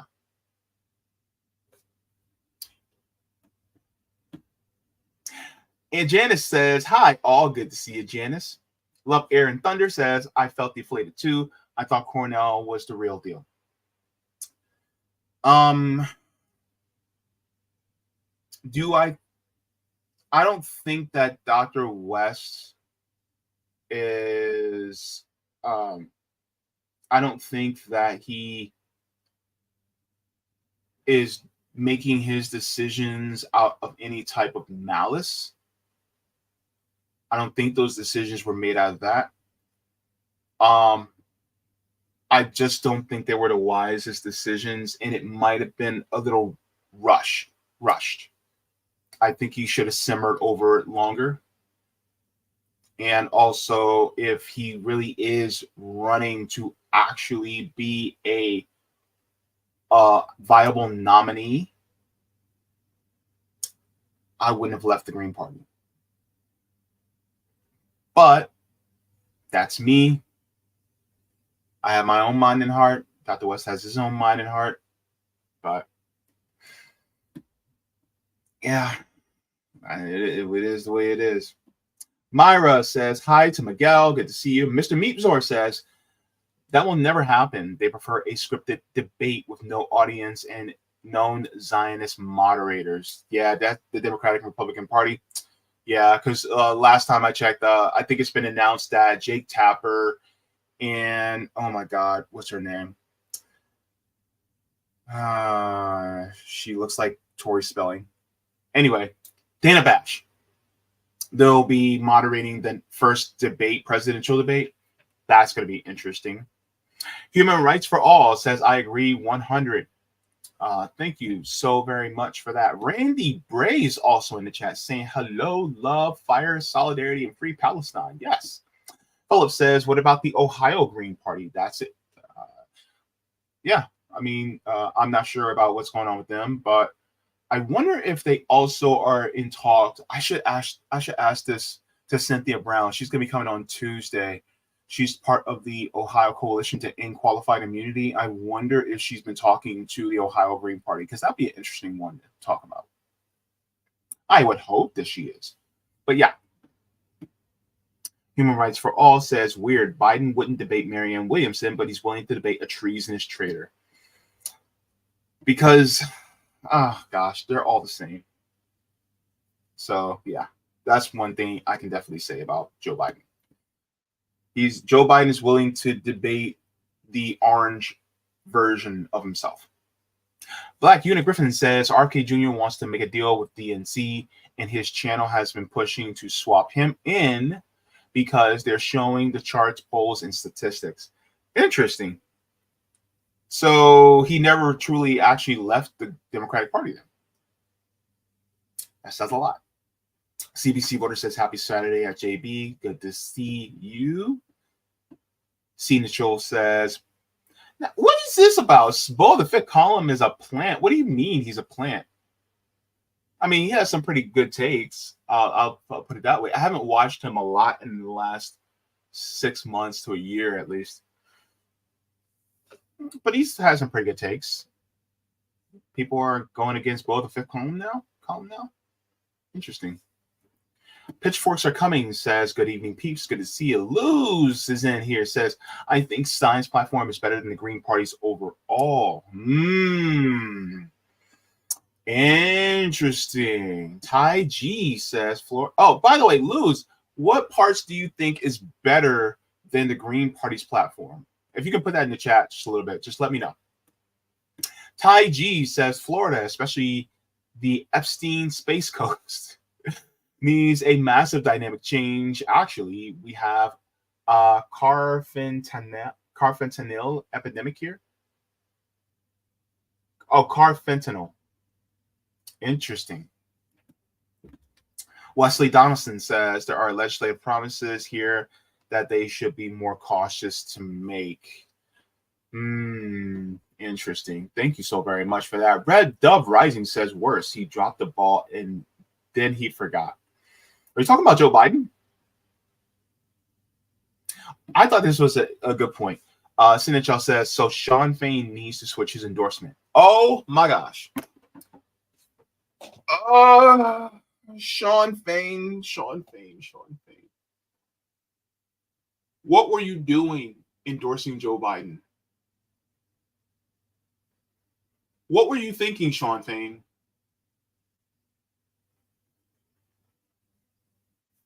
The same guy that threw the rail workers union under the bus. Sean, come on, bro. You can do better than that. Yeah. Wesley Donaldson says there are limits to executive branch powers. I definitely agree with that. But look, I say swing for the fence. Swing for the fence, and then whatever you can't get, you can't get. That's all I got to say. Wesley also says replace half of Congress with Green candidates. You might get somewhere. That's a possibility. Janice says there are Green candidates running for every seat on the ballot in my state. What state? I'm curious.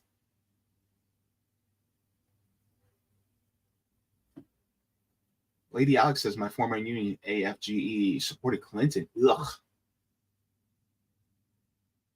Yikes. My goodness. Ken Weed says both fifth column always pushes people into the Dem Party. Really? Is that true? I hope not. Dem Party is trash.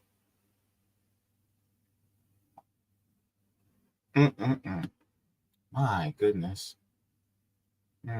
Sad. But yeah.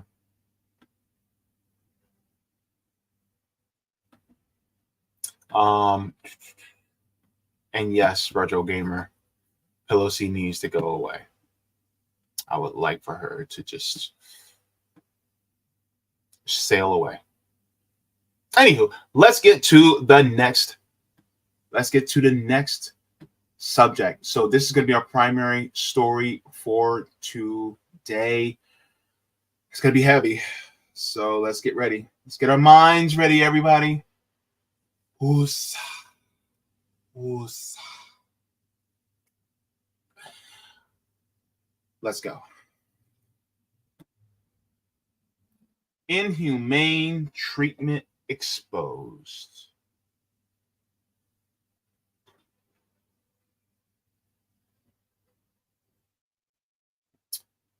Ooh, this is going to be a big one. I want to make sure. Yep, we got it. And let me see. Oh. Make sure this is good. All right.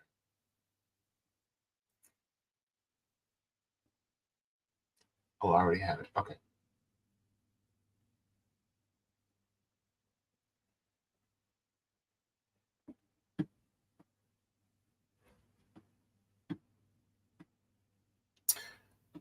It's going to be deep. All right.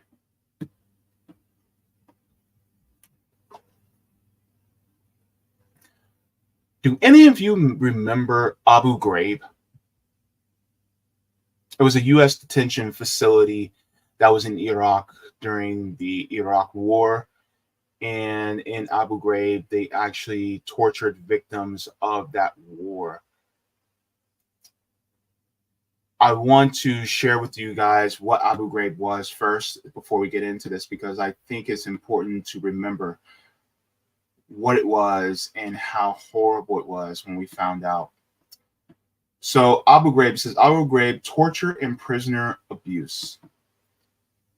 It says, during the early stages of the Iraq War, members of the United States Army and the Central Intelligence Agency, CIA, committed a series of human rights violations and war crimes against detainees of the Abu Ghraib prison in Iraq, including physical abuse, sexual humiliation, physical and psychological torture, and sexual assault, as well as the killing of Manadel al-Jamandi and the desecration of his body. The abuses came to public attention with the publication of photographs of the abuse by CBS News in April of 2004, 20 years ago. The incidents caused shock and outrage, received widespread condemnation within the United States and internationally. The George W. Bush administration said that the abuses at Abu Ghraib were isolated incidents and not indicative of U.S. foreign policy. This was disputed by humanitarian organizations, including the Red Cross, Amnesty International, and Human Rights Watch. These organizations stated that the abuses at Abu Ghraib were part of a wider pattern of torture and brutal treatment at American overseas detention centers, including those in Iraq, Afghanistan, and Guantanamo Bay, also known as Gitmo. There were also 36 prisoners killed at Abu Ghraib due to insurgent mortar attacks. This also provoked criticism due to the facility's location in a combat zone. So remember Abu Ghraib. This was one of the things that really turned the tide against people being against the Iraq War. What we're seeing right now, when in regards to the genocide going on in Gaza right now, Gaza, Rafah, it is harrowing, and there are more people joining the side of Palestinian liberation because they really cannot stomach seeing what is going on right now. It is horrible. Now, as far as the story is concerned, I want to give a huge shout out to two people, to Savvy Sabs and Eric T. Red, for, first of all, pushing this story out initially so that everybody gets to hear it. I think it's deeply important that we all hear this story. And I think that everybody in independent media needs to cover this story. It should not get overlooked at all. With that being said, shout out to them for sharing the story and sharing the information with me. I want to make sure that I do have a little bit of a different audience, and I would like to cover this story as well, and also get my takes on it too. So with that being said, there's something similar going on by the hands of the IOF, and this was reported on by CNN. Surprisingly, now there's Israeli whistleblowers that have exposed really the concentration camp-like conditions that are being committed against the Palestinians from Gaza. So we're going to take a look at this video, and then we will break it down. And yes, we're going to have a viewer discretion is advised, trigger warning. It's going to be one of those types of streams. So let's get into it.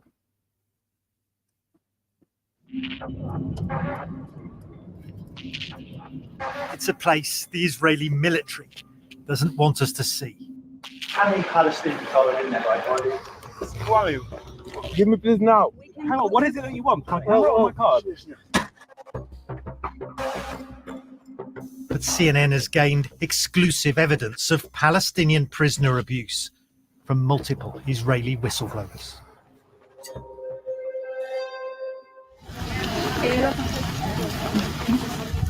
At the Sedi Taman facility in southern Israel, we joined human rights activists amid growing public concern for the detention. First of all, I want to pay attention to some of these signs. I may not be able to read them all, but we'll get what we can.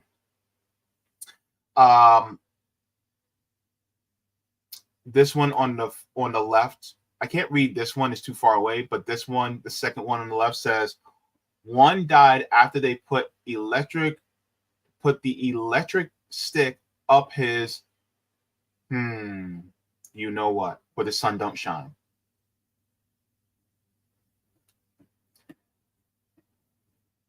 Remember what I said. Remember Abu Ghraib. Remember it. Let's continue. The next one says, this one in the middle says, I heard a shot. This detainee did not return. Says they made us sit on our knees for 20 hours a day. Whoever moved or spoke was punished. The one on the right says we would go into the bathroom and urinate on our clothes. And this is the place where we would drink water from. And then the one in the front says Israel makes people disappear. I said, remember Abu Ghraib for a reason. Let's continue. Detainees being held inside. This is a protest by Israeli citizens outside a detention center close to Gaza, where we know hundreds of Palestinians have been held. You can see it's a closed military facility. It's behind a barbed wire fence. We're not permitted access. And there's hostility from passers-by. We just had somebody drive past in a car and they shouted out to us in Hebrew, you're defending murderers. No. You're defending, what do you, we're defending basic human rights. And eyewitnesses are now speaking out. Away from the military facility, near the beaches of Tel Aviv, one young Israeli army reservist agreed to speak about scores of detainees at Sedi Taman. He says are kept in cages or pens, constantly shackled and blindfolded, many for weeks on end. We've hidden his identity.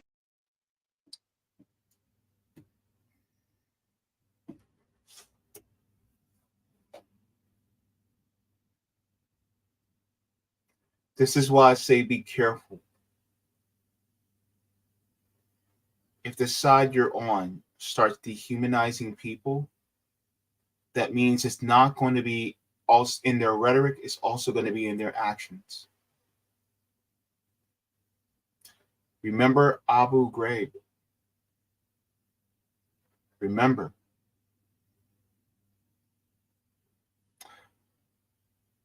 Remember not just the Holocaust in Germany. Remember the Holocaust of the African slaves for the last 500 years. Remember the Holocaust against the indigenous people on Turtle Island. Remember the Holocaust in Congo. Over 10 million Congolese people were murdered by King Leopold. Whenever they dehumanize people, that also puts into your mind that they are less human, therefore horrible, inhumane conditions against them are justified. We must never allow our humanity be taken away or take the humanity of others away. Let's continue.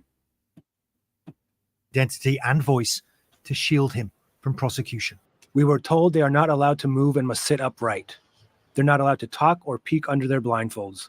And what happened if they did do that? So what kind of punishments were meted out? We were allowed to pick out problematic people and punish them, having them stand with their hands above their heads for an unlimited time. If they didn't keep their hands up, we could zip tie them to the fence.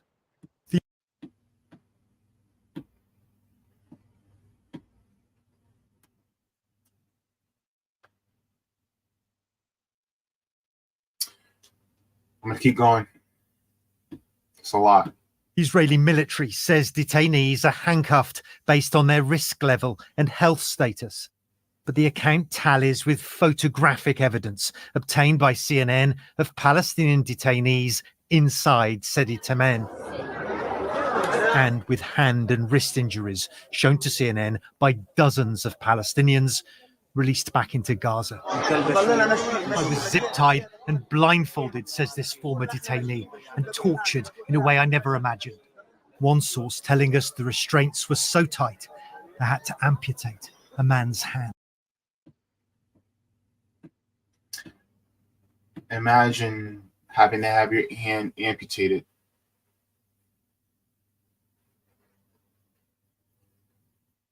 Because they kept your hand zip tied for that long.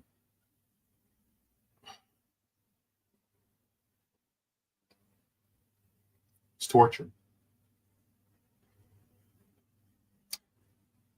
And people will sit there and justify, oh, we just got to go after Hamas.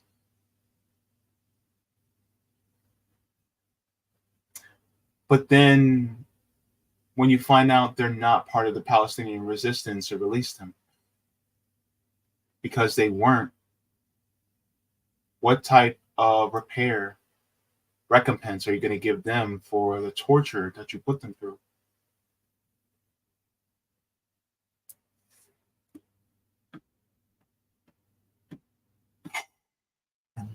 The view that I've heard expressed is that, how do you think Israeli hostages are treated by Hamas? This sentiment was voiced in the facility, but I think that if Hamas is so abominable, which I agree with, then why use Hamas as a bar? It's a descent into dehumanization. Okay, I can't show that. But as far as, what they're doing,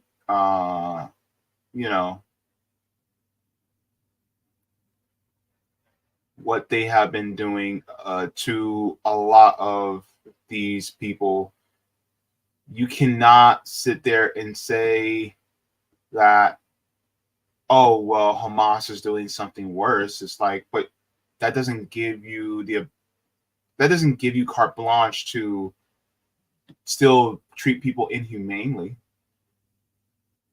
That's not right. We've hidden his identity and voice too. You can take them out and hit them maybe 4 or 5 times with a club. It's not down in the face, so you don't see blood. The detainees lie belly down, being hit and kicked, people screaming and dogs barking at them. It's terrifying. Some detainees are taken away and beaten really hard, so bones and teeth are broken. So you saw people who were subject to these beatings, who had their bones broken and who had their teeth broken. Yes, it's a practice which commanders know about. They want intelligence, but they also want revenge and punishment for what happened on October 7th. So committing war crimes as a means of revenge for people who most likely weren't part of the resistance on October 7th. That's collective punishment, is it not? Punishing people for the actions of a few, even though they don't have any type of ties to that few. There was a collective punishment event that happened here in the United States where thousands, over 3,000 Americans were killed because of the actions of a few in the regime of the United States. We affectionately call that event 9/11. And collective punishment was dealt to the United States because of what the West, the United States and Israel were doing to particularly the Palestinians and a lot of the people within Southwest Asia.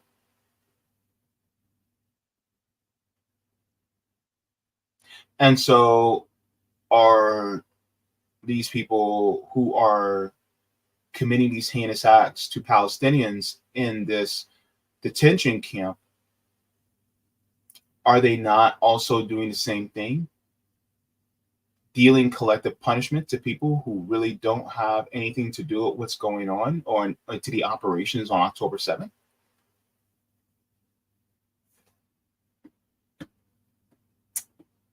Let's continue. The Israeli military hasn't approved CNN's requests for access to Sedi Taman. But at the gates of the facility, we challenged the Israeli guards. How many Palestinians are in there right now? We don't know. Do you know if they're being handcuffed? Are they being blindfolded? No. This is a facility. As we leave, masked soldiers approach. Hello, how are you? I'm filming this place. It's a property of the army. Oh, So who are you, Youngson? I'm from CNN. They tried to take our cameras. Give me please now. Give me please now. Hang on, what is it that you want? Oh, my card. Then order us to leave. Well, we're driving now to meet one Israeli with personal experience of the Sedi Taman facility. It's experience that he says has left him shocked at the condition and the medical treatment of Palestinian detainees there. He told us he treated Palestinian detainees with gunshot wounds fresh from the war zone in Gaza, but was appalled at the lack of equipment and expertise. The problem is, Gazans who are brought in are labeled as terrorists, and it is very popular opinion over here that terrorists deserve to die, so they do not deserve the same medical care as everyone else.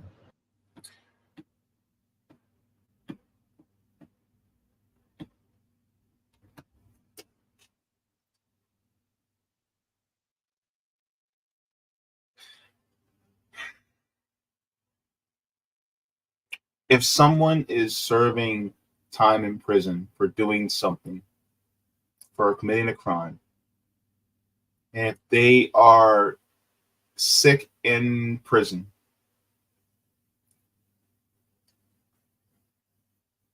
they have a right to proper medical care, even if they are in prison. Why? Because if they're not sentenced to death, why are we allowing them? Why are we punishing someone to death via a slow death through sickness or injury? Why are we allowing that? Right? Let's say somebody got life in prison, but let's say that person got cancer, right? You're not going to treat the cancer. You're just going to allow the cancer to grow and kill the person. The person was sentenced to death. The person was sentenced to life in prison. So therefore, even if the person was sentenced to death, you have until that point where they're sentenced to death. Now, I'm not for the death penalty, but I'm just trying to make a point here. If that person's sentenced to death and they're supposed to die by this time, why are you sentencing them to death before that? You're also getting in the way of them making an appeal, because what if they are actually innocent? What if they are need to appeal? What if they're trying to appeal so that they can have a life sentence instead of a death penalty? It's just, it's really against international law. It's inhumane.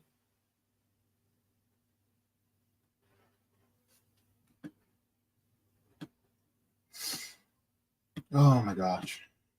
Satellite imagery obtained by CNN shows how the Sedi Taman facility was expanded after the October 7th attacks, with detention facilities and makeshift medical bays being added after public hospitals in Israel refused to treat injured Gazan suspects.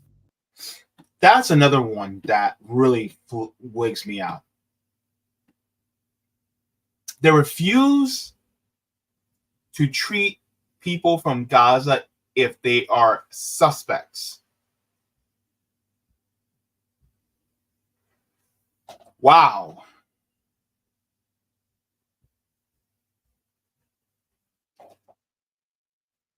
Our hospitals here in the United States have literally treated mass shooters for injuries, even though they have murdered people, so that they can stand trial, so that they can be rendered judgment against. And yet you don't want to treat somebody because you suspect they're a terrorist. Oh my gosh.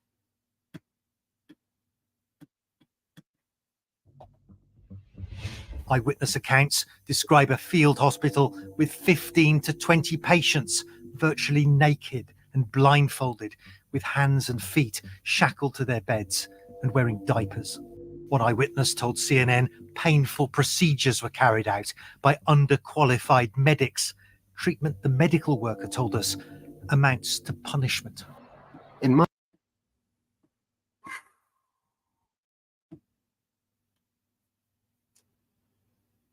That's torture.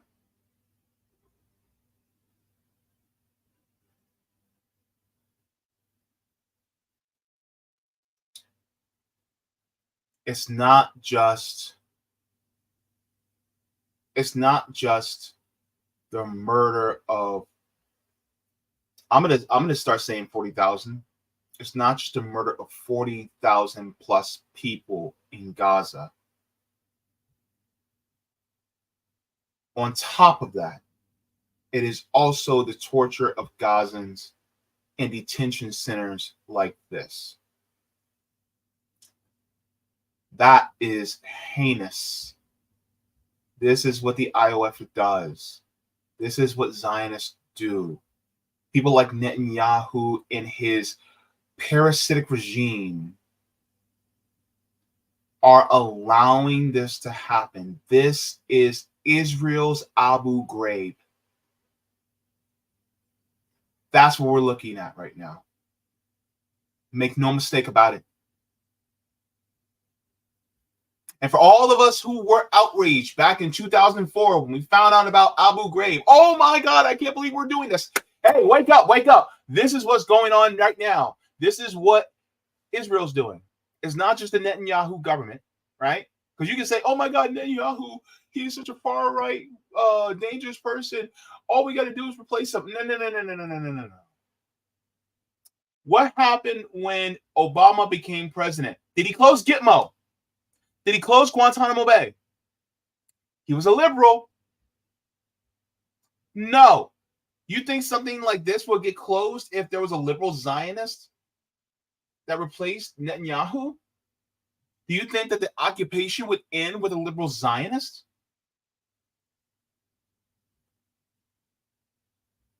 My sweet summer child, absolutely not.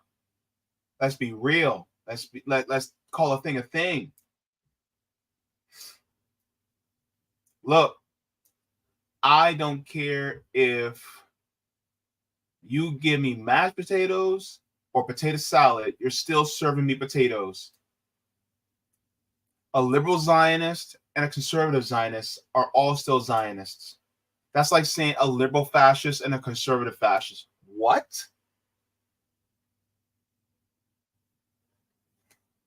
Baby, wake up. Let's continue. my view, it's the idea of total vulnerability. If you imagine being unable to move, being unable to see what's going on, that's something that borders, if not crosses, into psychological torture. The Israeli military says prisoners are stripped for security checks and that investigations are opened when there's suspicion of misconduct. Still, accounts from Israelis and Palestinians inside and the shocking images paint a disturbing picture.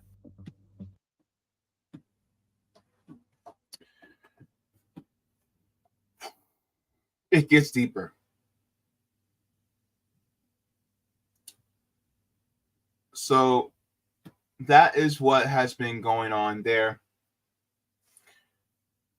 When Zionists say that the IDF is the most moral army in the world, that is a bold-faced lie. If they were telling the truth, then detainees would not be saying this.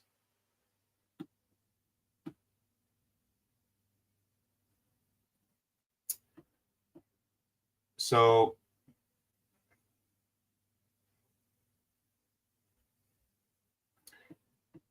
detainees would not say,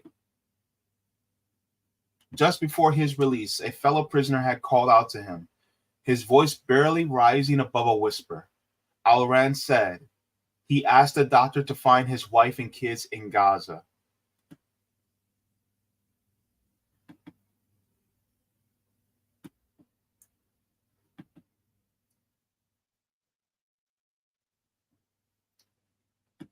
He asked me to tell them that it is better for them to be martyrs, said Al-Ran.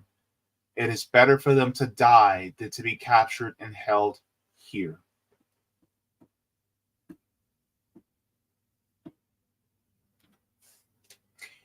If the IOF is the most moral army in the world, prisoners would not be saying that. Detainees would not be saying that. If they were the most moral army in the world, everything that they do would be moral. But that's not the case. What they have been put through is horrific. You cannot sit here and tell me that they are the most moral. And make no mistake, this fight for liberation is not to exterminate or get rid of Jewish people. This is not a war of religion.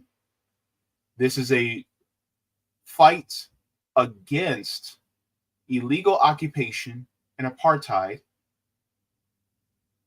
by a regime of people who really just want to take the land and resources away from them. Ultimately, this is about resisting theft, essentially.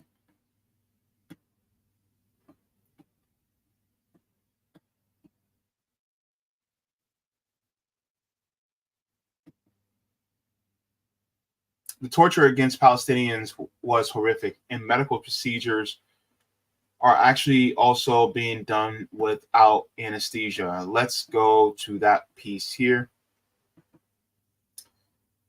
I think this is also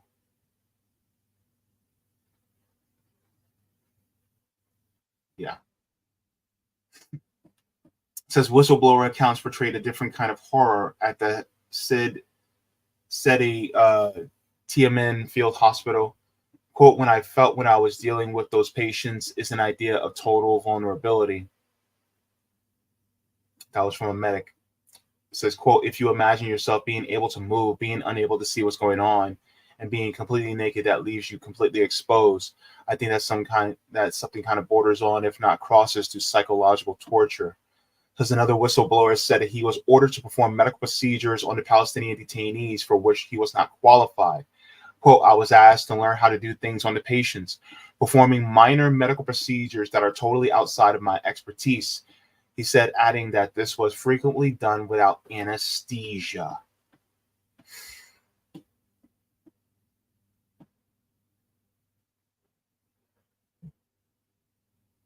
Now, you have anesthesia. You have two types. You have local anesthesia, local anesthetic, and then general anesthesia. Local anesthetic could be lidocaine in the area to numb the area so that the patient doesn't feel it or feels very little pain whenever you're doing a procedure. Then you also have general anesthesia, which is given intravenously to a patient so that they're knocked out and they don't feel anything at all. General anesthesia is usually reserved for more evasive things, procedures and surgeries. So with that being said, even local anesthesia You didn't get it. And I've had procedures with local anesthesia, and even then, that was some of the worst pain I've ever felt in my life. With local anesthesia. And you mean to tell me that you're performing some of these things on these detainees without any anesthesia?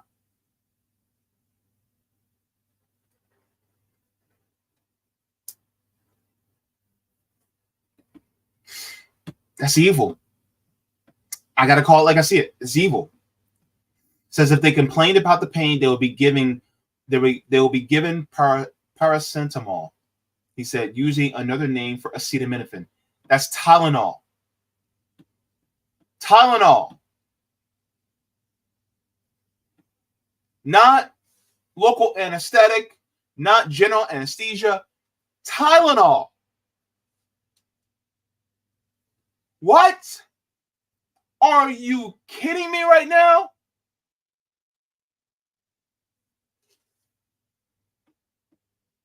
This is evil.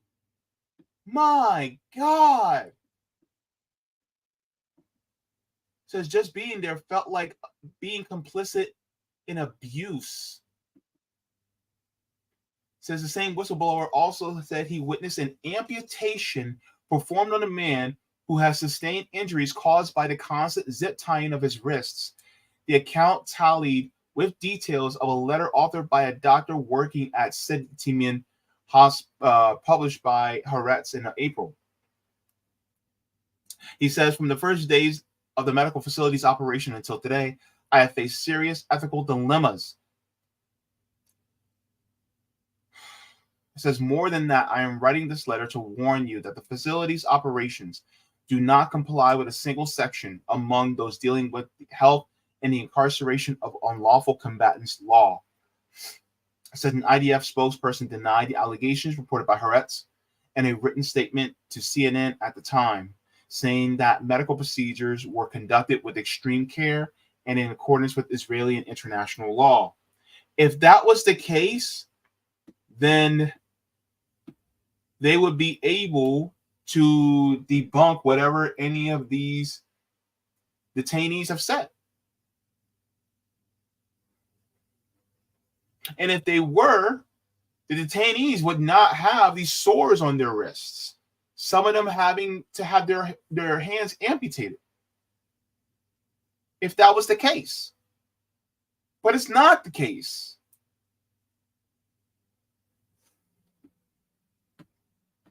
Treating them worse than animals get treated better than this. Says the spokesperson, the spokesperson added that handcuffing detainees was done in accordance with procedures, their health condition, and the level of danger posed by them, and that any allegation of violence would be examined. Says whistleblowers also said that the medical exam were told to refrain from signing medical documents, corroborating previous reporting by rights groups, Physicians for Human Rights in Israel. The PHRI report released in April warned of a serious concern that anonymity is employed to prevent the possibility of investigations or complaints regarding breaches of medical ethics and professionalism. If you go to any hospital to have a procedure done, you have to sign documents before that procedure is done.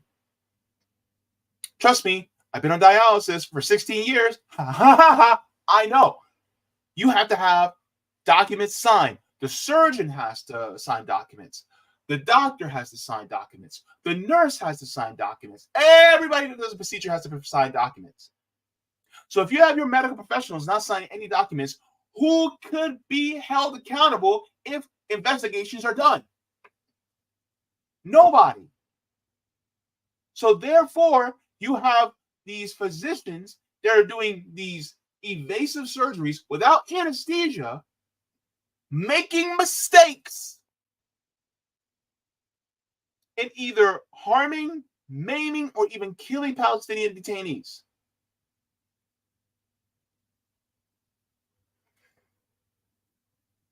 Most moral army in the world, my butt. My goodness, are you kidding me right now?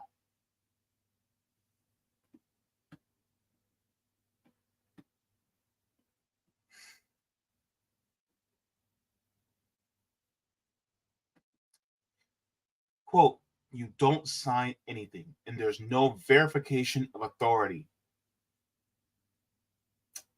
Said the same whistleblower who said he lacked the appropriate training for the treatment he was asked to administer. It is a paradise for interns because it's like you do whatever you want.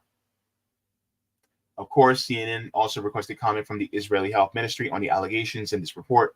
The ministry refers CNN back to the IDF.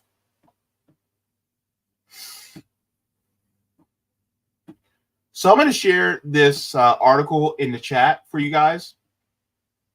Please share this article, and I'll also include the video. But please share it so that people know what's going on. This is another Abu Ghraib. That's what this is. Make no mistake about it.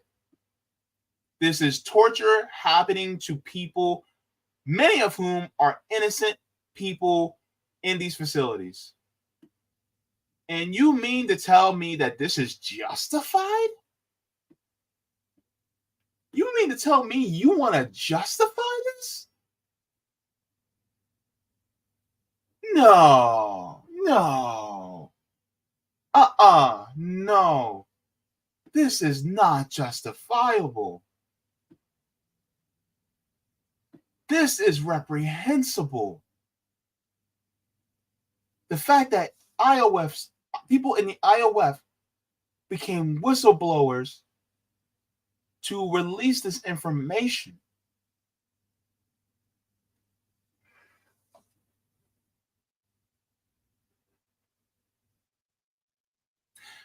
If you're not outraged about this, you may need to check your humanity.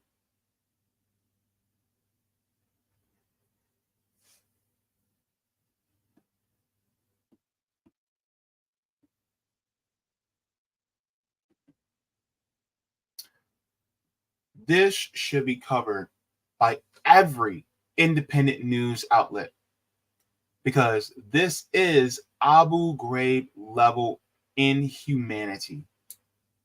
Not only are their Palestinians subject to genocide, but also concentration camp-like conditions and torture. This is why thousands of students and faculty are protesting on college campuses as we speak. This is why we are protesting in the streets to force our government and companies to divest from Israel. Share these stories. Share them so that more people are informed about what this Western vassal state like Israel is doing to the occupied people and oppressed Palestinians.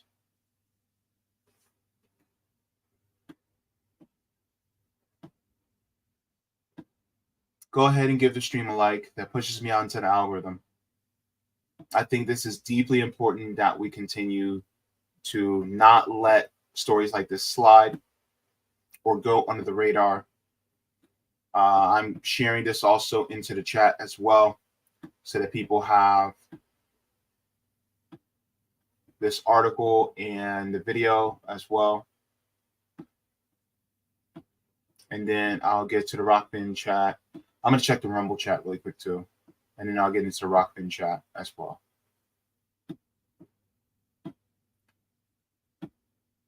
But yeah, that's one of the ones that really needs to go viral. Because, and let me share this with you guys too. This probably won't be in the clip, but like, of course, you know, Israel's allowing this to happen.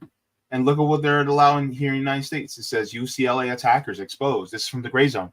Meet the violent Zionist agitators LA police haven't arrested. I'm just going to read the first part. It says the Gray Zone has obtained a dossier detailing the identities of Zionist hooligans who have assaulted UCLA anti-genocide student protesters. It was sent to LA police, but no arrests have been made, and the cops still can't explain why they disappeared for hours during the mob attack. Hang on. If your duty is to serve and protect, why is that selective?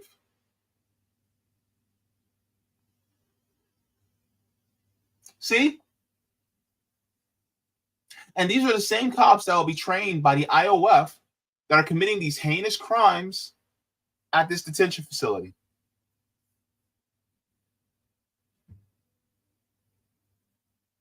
It's all connected. It's all connected. This is why we have to keep talking about this.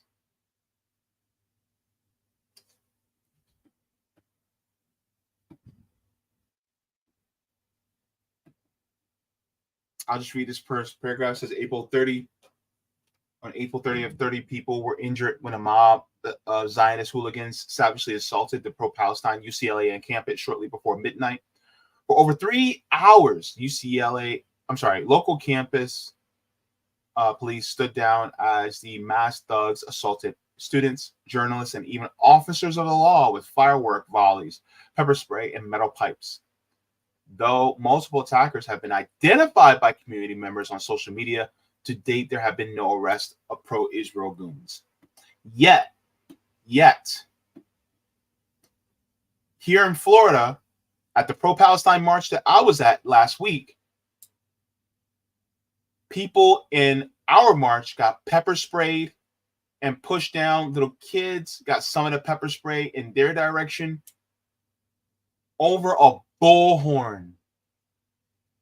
Over a bullhorn being used.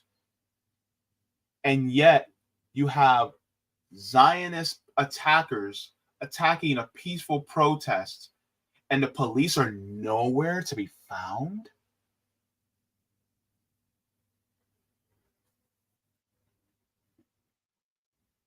Let me go to the Rockfin chat.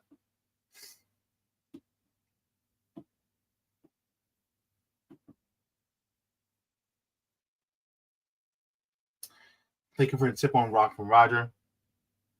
So it's already illegal to send arms and aid to Israel because it's a nuclear state. But by not acknowledging that it's a nuclear state, they get around the law they passed. Right. Absolutely. It's horrible. It's like they're a nuclear superpower. Like Hempcar says, dang, can't tip again. Oh, I don't know what's going on. But thank you, Hempcar. Appreciate it. A UN Human Rights Committee described the torture in Israeli prisons as crossing the line, noting that Israel's brutal methods of torture include breaking backs, pulling fingers apart, and twisting that word.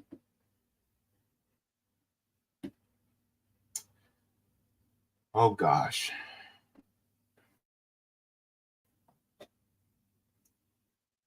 Thank you so very much for sharing this, Hempcar. Man, this is some horrible stuff. Hempcar is sending me these links. I appreciate it, though, because this is these are important stories that people need to see.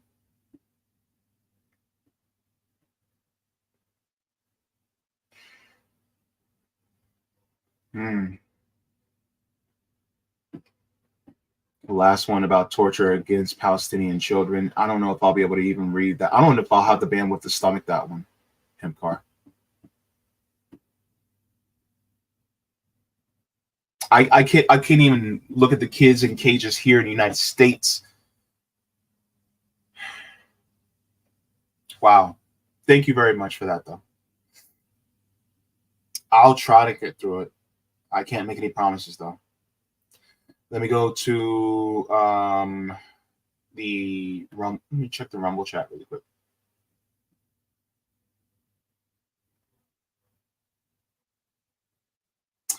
Looks like we're good on Rumble. Okay. All right. So let's go to the general chat. I know you guys got some things to say. All right, so let's go up.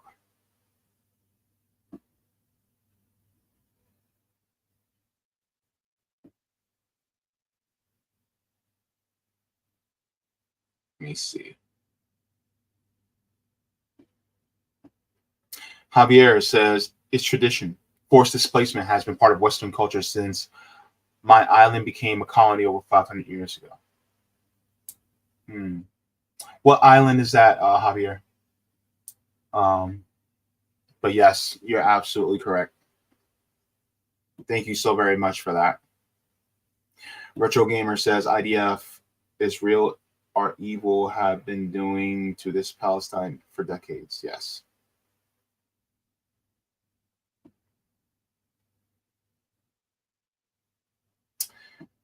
Black Unit Griffin says, no due process. Absolutely. I don't see anything about due process. Man. Sinichal says they're not charging them either. No. But the United States does that too. And that's what makes it so horrible.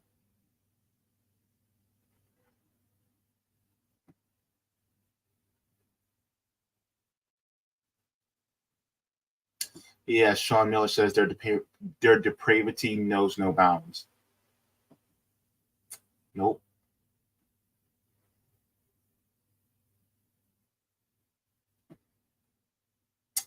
Collage Mirage says Obama never prosecuted any war criminal or banger. War criminals don't want to prosecute their buddies. Anisha says Zionists are Zionists, period. Yep, absolutely.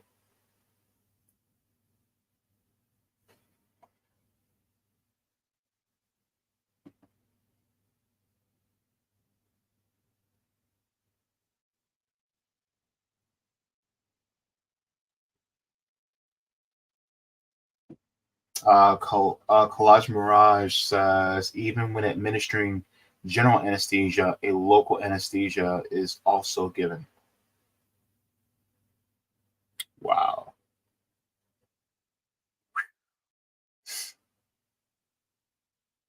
And they don't even want to get any anesthesia as well.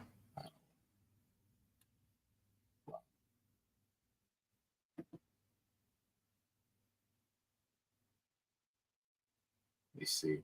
Let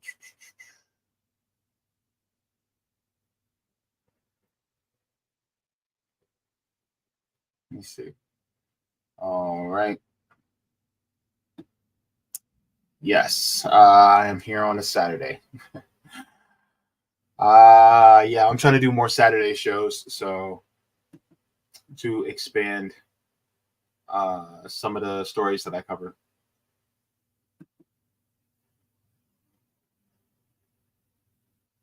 Yes. Justin McNeil says evil. I totally agree. EMK says all the ish Nazis did to them. The thing is like there's a lot of anti-Zionist Jewish people that see what is going on and they say never again means never again for anyone. And so they have the right idea. It's just Zionists don't. And they will use the threat of Palestinian resistance as a cudgel to commit these heinous crimes. And that's something I think that we have to talk about. And we also have to be very careful to talk about Zionism, because Zionism and Judaism are not the same thing. There are Christian Zionists. In fact, there are more Christian Zionists in the United States than there are Jewish Zionists in the entire world. So, for instance, Joe Biden's a Zionist. Donald Trump is a Zionist. Meghan McCain is a Zionist. You know, they're all Zionists, right? But none of them are Jewish. So as far as Zionism goes, you don't, you know, not all Zionists are Jewish, and not all Jewish people are Zionists. So let's just make sure we keep that there as well.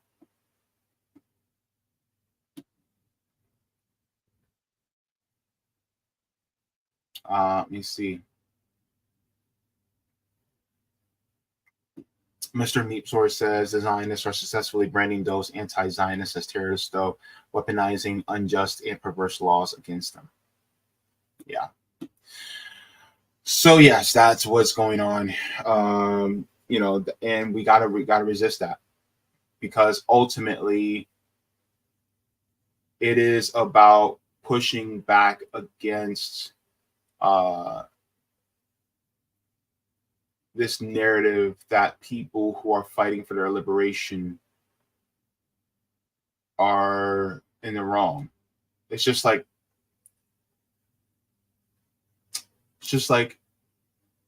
Ronnie Akalik was debating against Pierce Morgan and said, well, would you call the people who led slave revolts, would you call them terrorists? Would you call Nat Turner a terrorist? Would you call John Brown a terrorist? Would you call the Haitian people who kicked out France during their revolution a terrorist?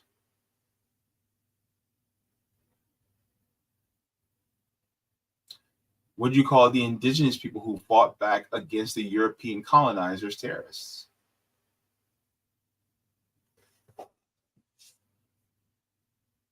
Would you call the people of the colonies who fought against the British in the American Revolution terrorists?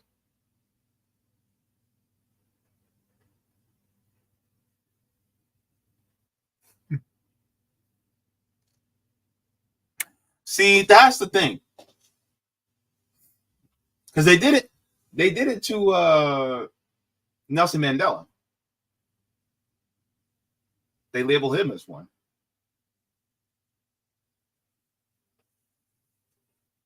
So I think that's important in context too.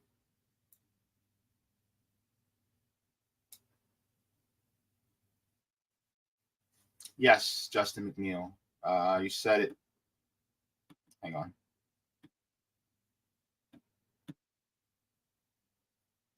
Hop says, F yeah, John Brown mentioned. Justin McNeil says, freedom fighters. It's just like what somebody said, if you would, like, you can sit here and watch Star Wars and you will cheer for the resistance. But if you see the resistance in real life, you're willing to call them terrorists. How many of y'all cheered when the Death Star was blowing up?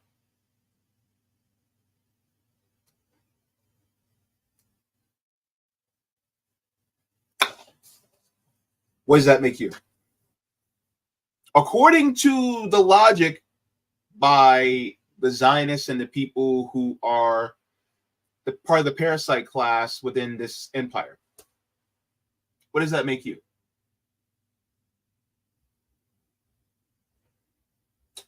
I'm gonna leave you with that.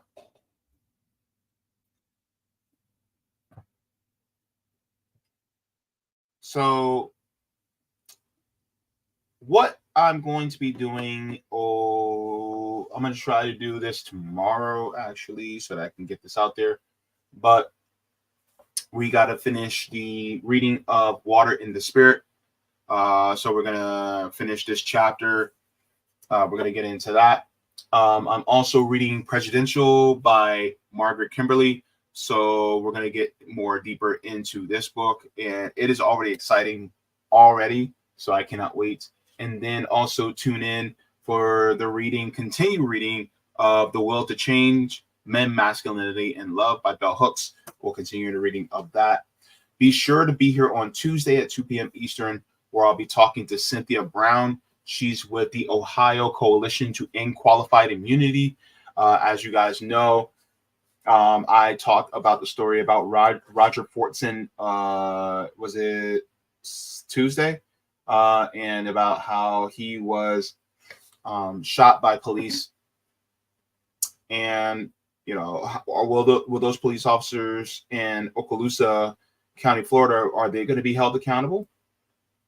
You know, but they can't, they won't be if we don't end qualified immunity. And so I think that's an important discussion they have for new developments on their quest to end qualified immunity in Ohio. And I hope that we can have, you know, some good news from Cynthia Brown. I cannot wait to have her on. So we're going to continue and have her back on for that conversation. So stay tuned for that. And also I'll be covering news stories on Tuesday. I will be live for RBN tomorrow at 1 p.m. Eastern, as always. So you guys tune in for that. So yes, it'll be, I'll be live for RBN tomorrow. So you guys will be seeing me tomorrow on RBN. It will be a good time. So great for that. And yeah, so if you guys also want to continue to assist me, yes, I'm still going through this housing issue. I'm actually 2 weeks, a little bit less than 2 weeks away from having to move, and I still haven't found a new place yet. We have a application in, we're waiting for approval, but I'm not sure how it's going to go. I don't think I'm going to hear anything until probably Monday or Tuesday. If we do get approved, I will let you guys know. So please stay tuned. But right now, if we don't get approved for this, then I have to move into a motel.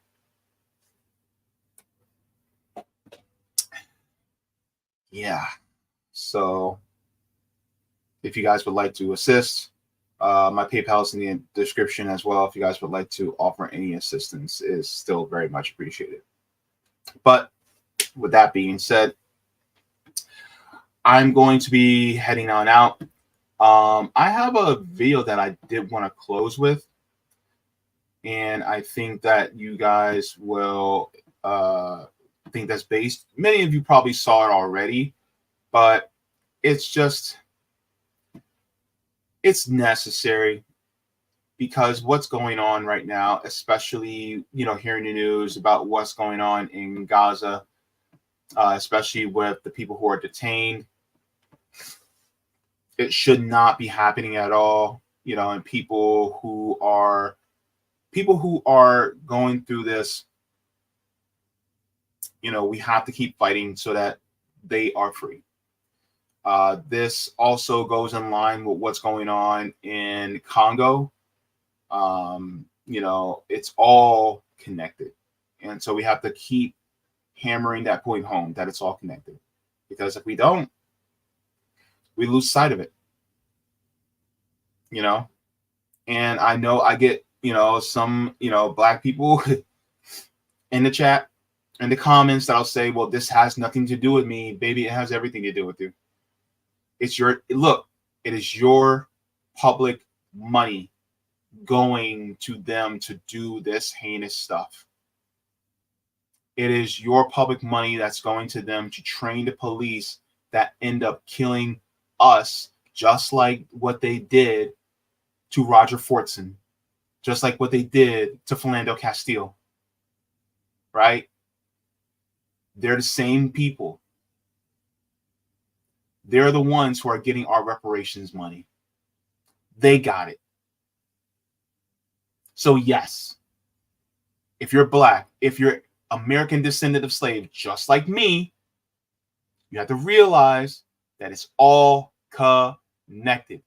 Nobody is free until we're all free. And yes, we got to focus on here at home. We can do both. And if we focus on tearing this empire apart from the inside, then we can also help liberate the people abroad. We can help in their liberation. So let's get out into the streets. Let's start organizing. Let's start doing things for our people. And by our people, I mean, all people within this country. And yes, we have to start within the center and grow out. So yeah. So if that means, helping fight so that we can end qualified immunity for us, or if that means helping to get ourselves reparations, I mean, even then, that's a whole nother argument. Will we be able to achieve it in this system? But keep fighting. And then also have solidarity with people of other groups who are trying to do liberation for themselves. Anywho, I'm rambling on. Take care, everybody. Have a wonderful Saturday night. And I will see you all in the next one. Oh, I forgot my regular send-off. Water your plants, water yourselves, leave the world better than you found it. Smoke them if you got them, drink them if you got them. If you ain't got them, then watch something funny because joy is revolutionary. Read because reading is fundamental. And share good news because I got some good news I'll be sharing tomorrow whenever you can, because that keeps our spirits lifted. I love you all for watching. Mwah! Forehead kisses to every single one of you. Y'all make this world go round, and y'all keep me spinning right round, right round. Deuce.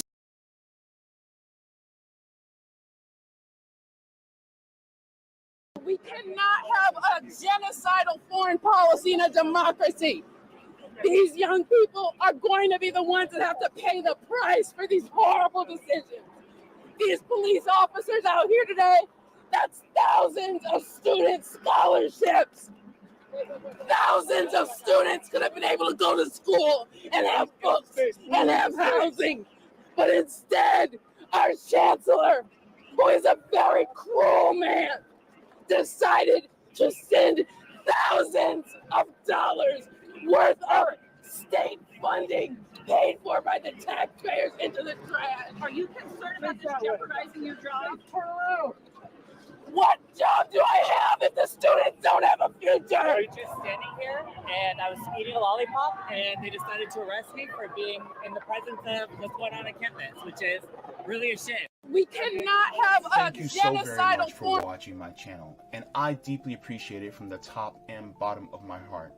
If you wish to support the channel further, so I can keep bringing you content that is educational and informative, you can become a patron on patreon.com/Jaybefaunt. You can find that link in the pinned comment or in the description below. No matter what you give, you'll be supporting independent media and education that helps make the world better. Thank you so much, and you can watch more of my content here. Mwah. Forehead kisses, and have a beautiful day.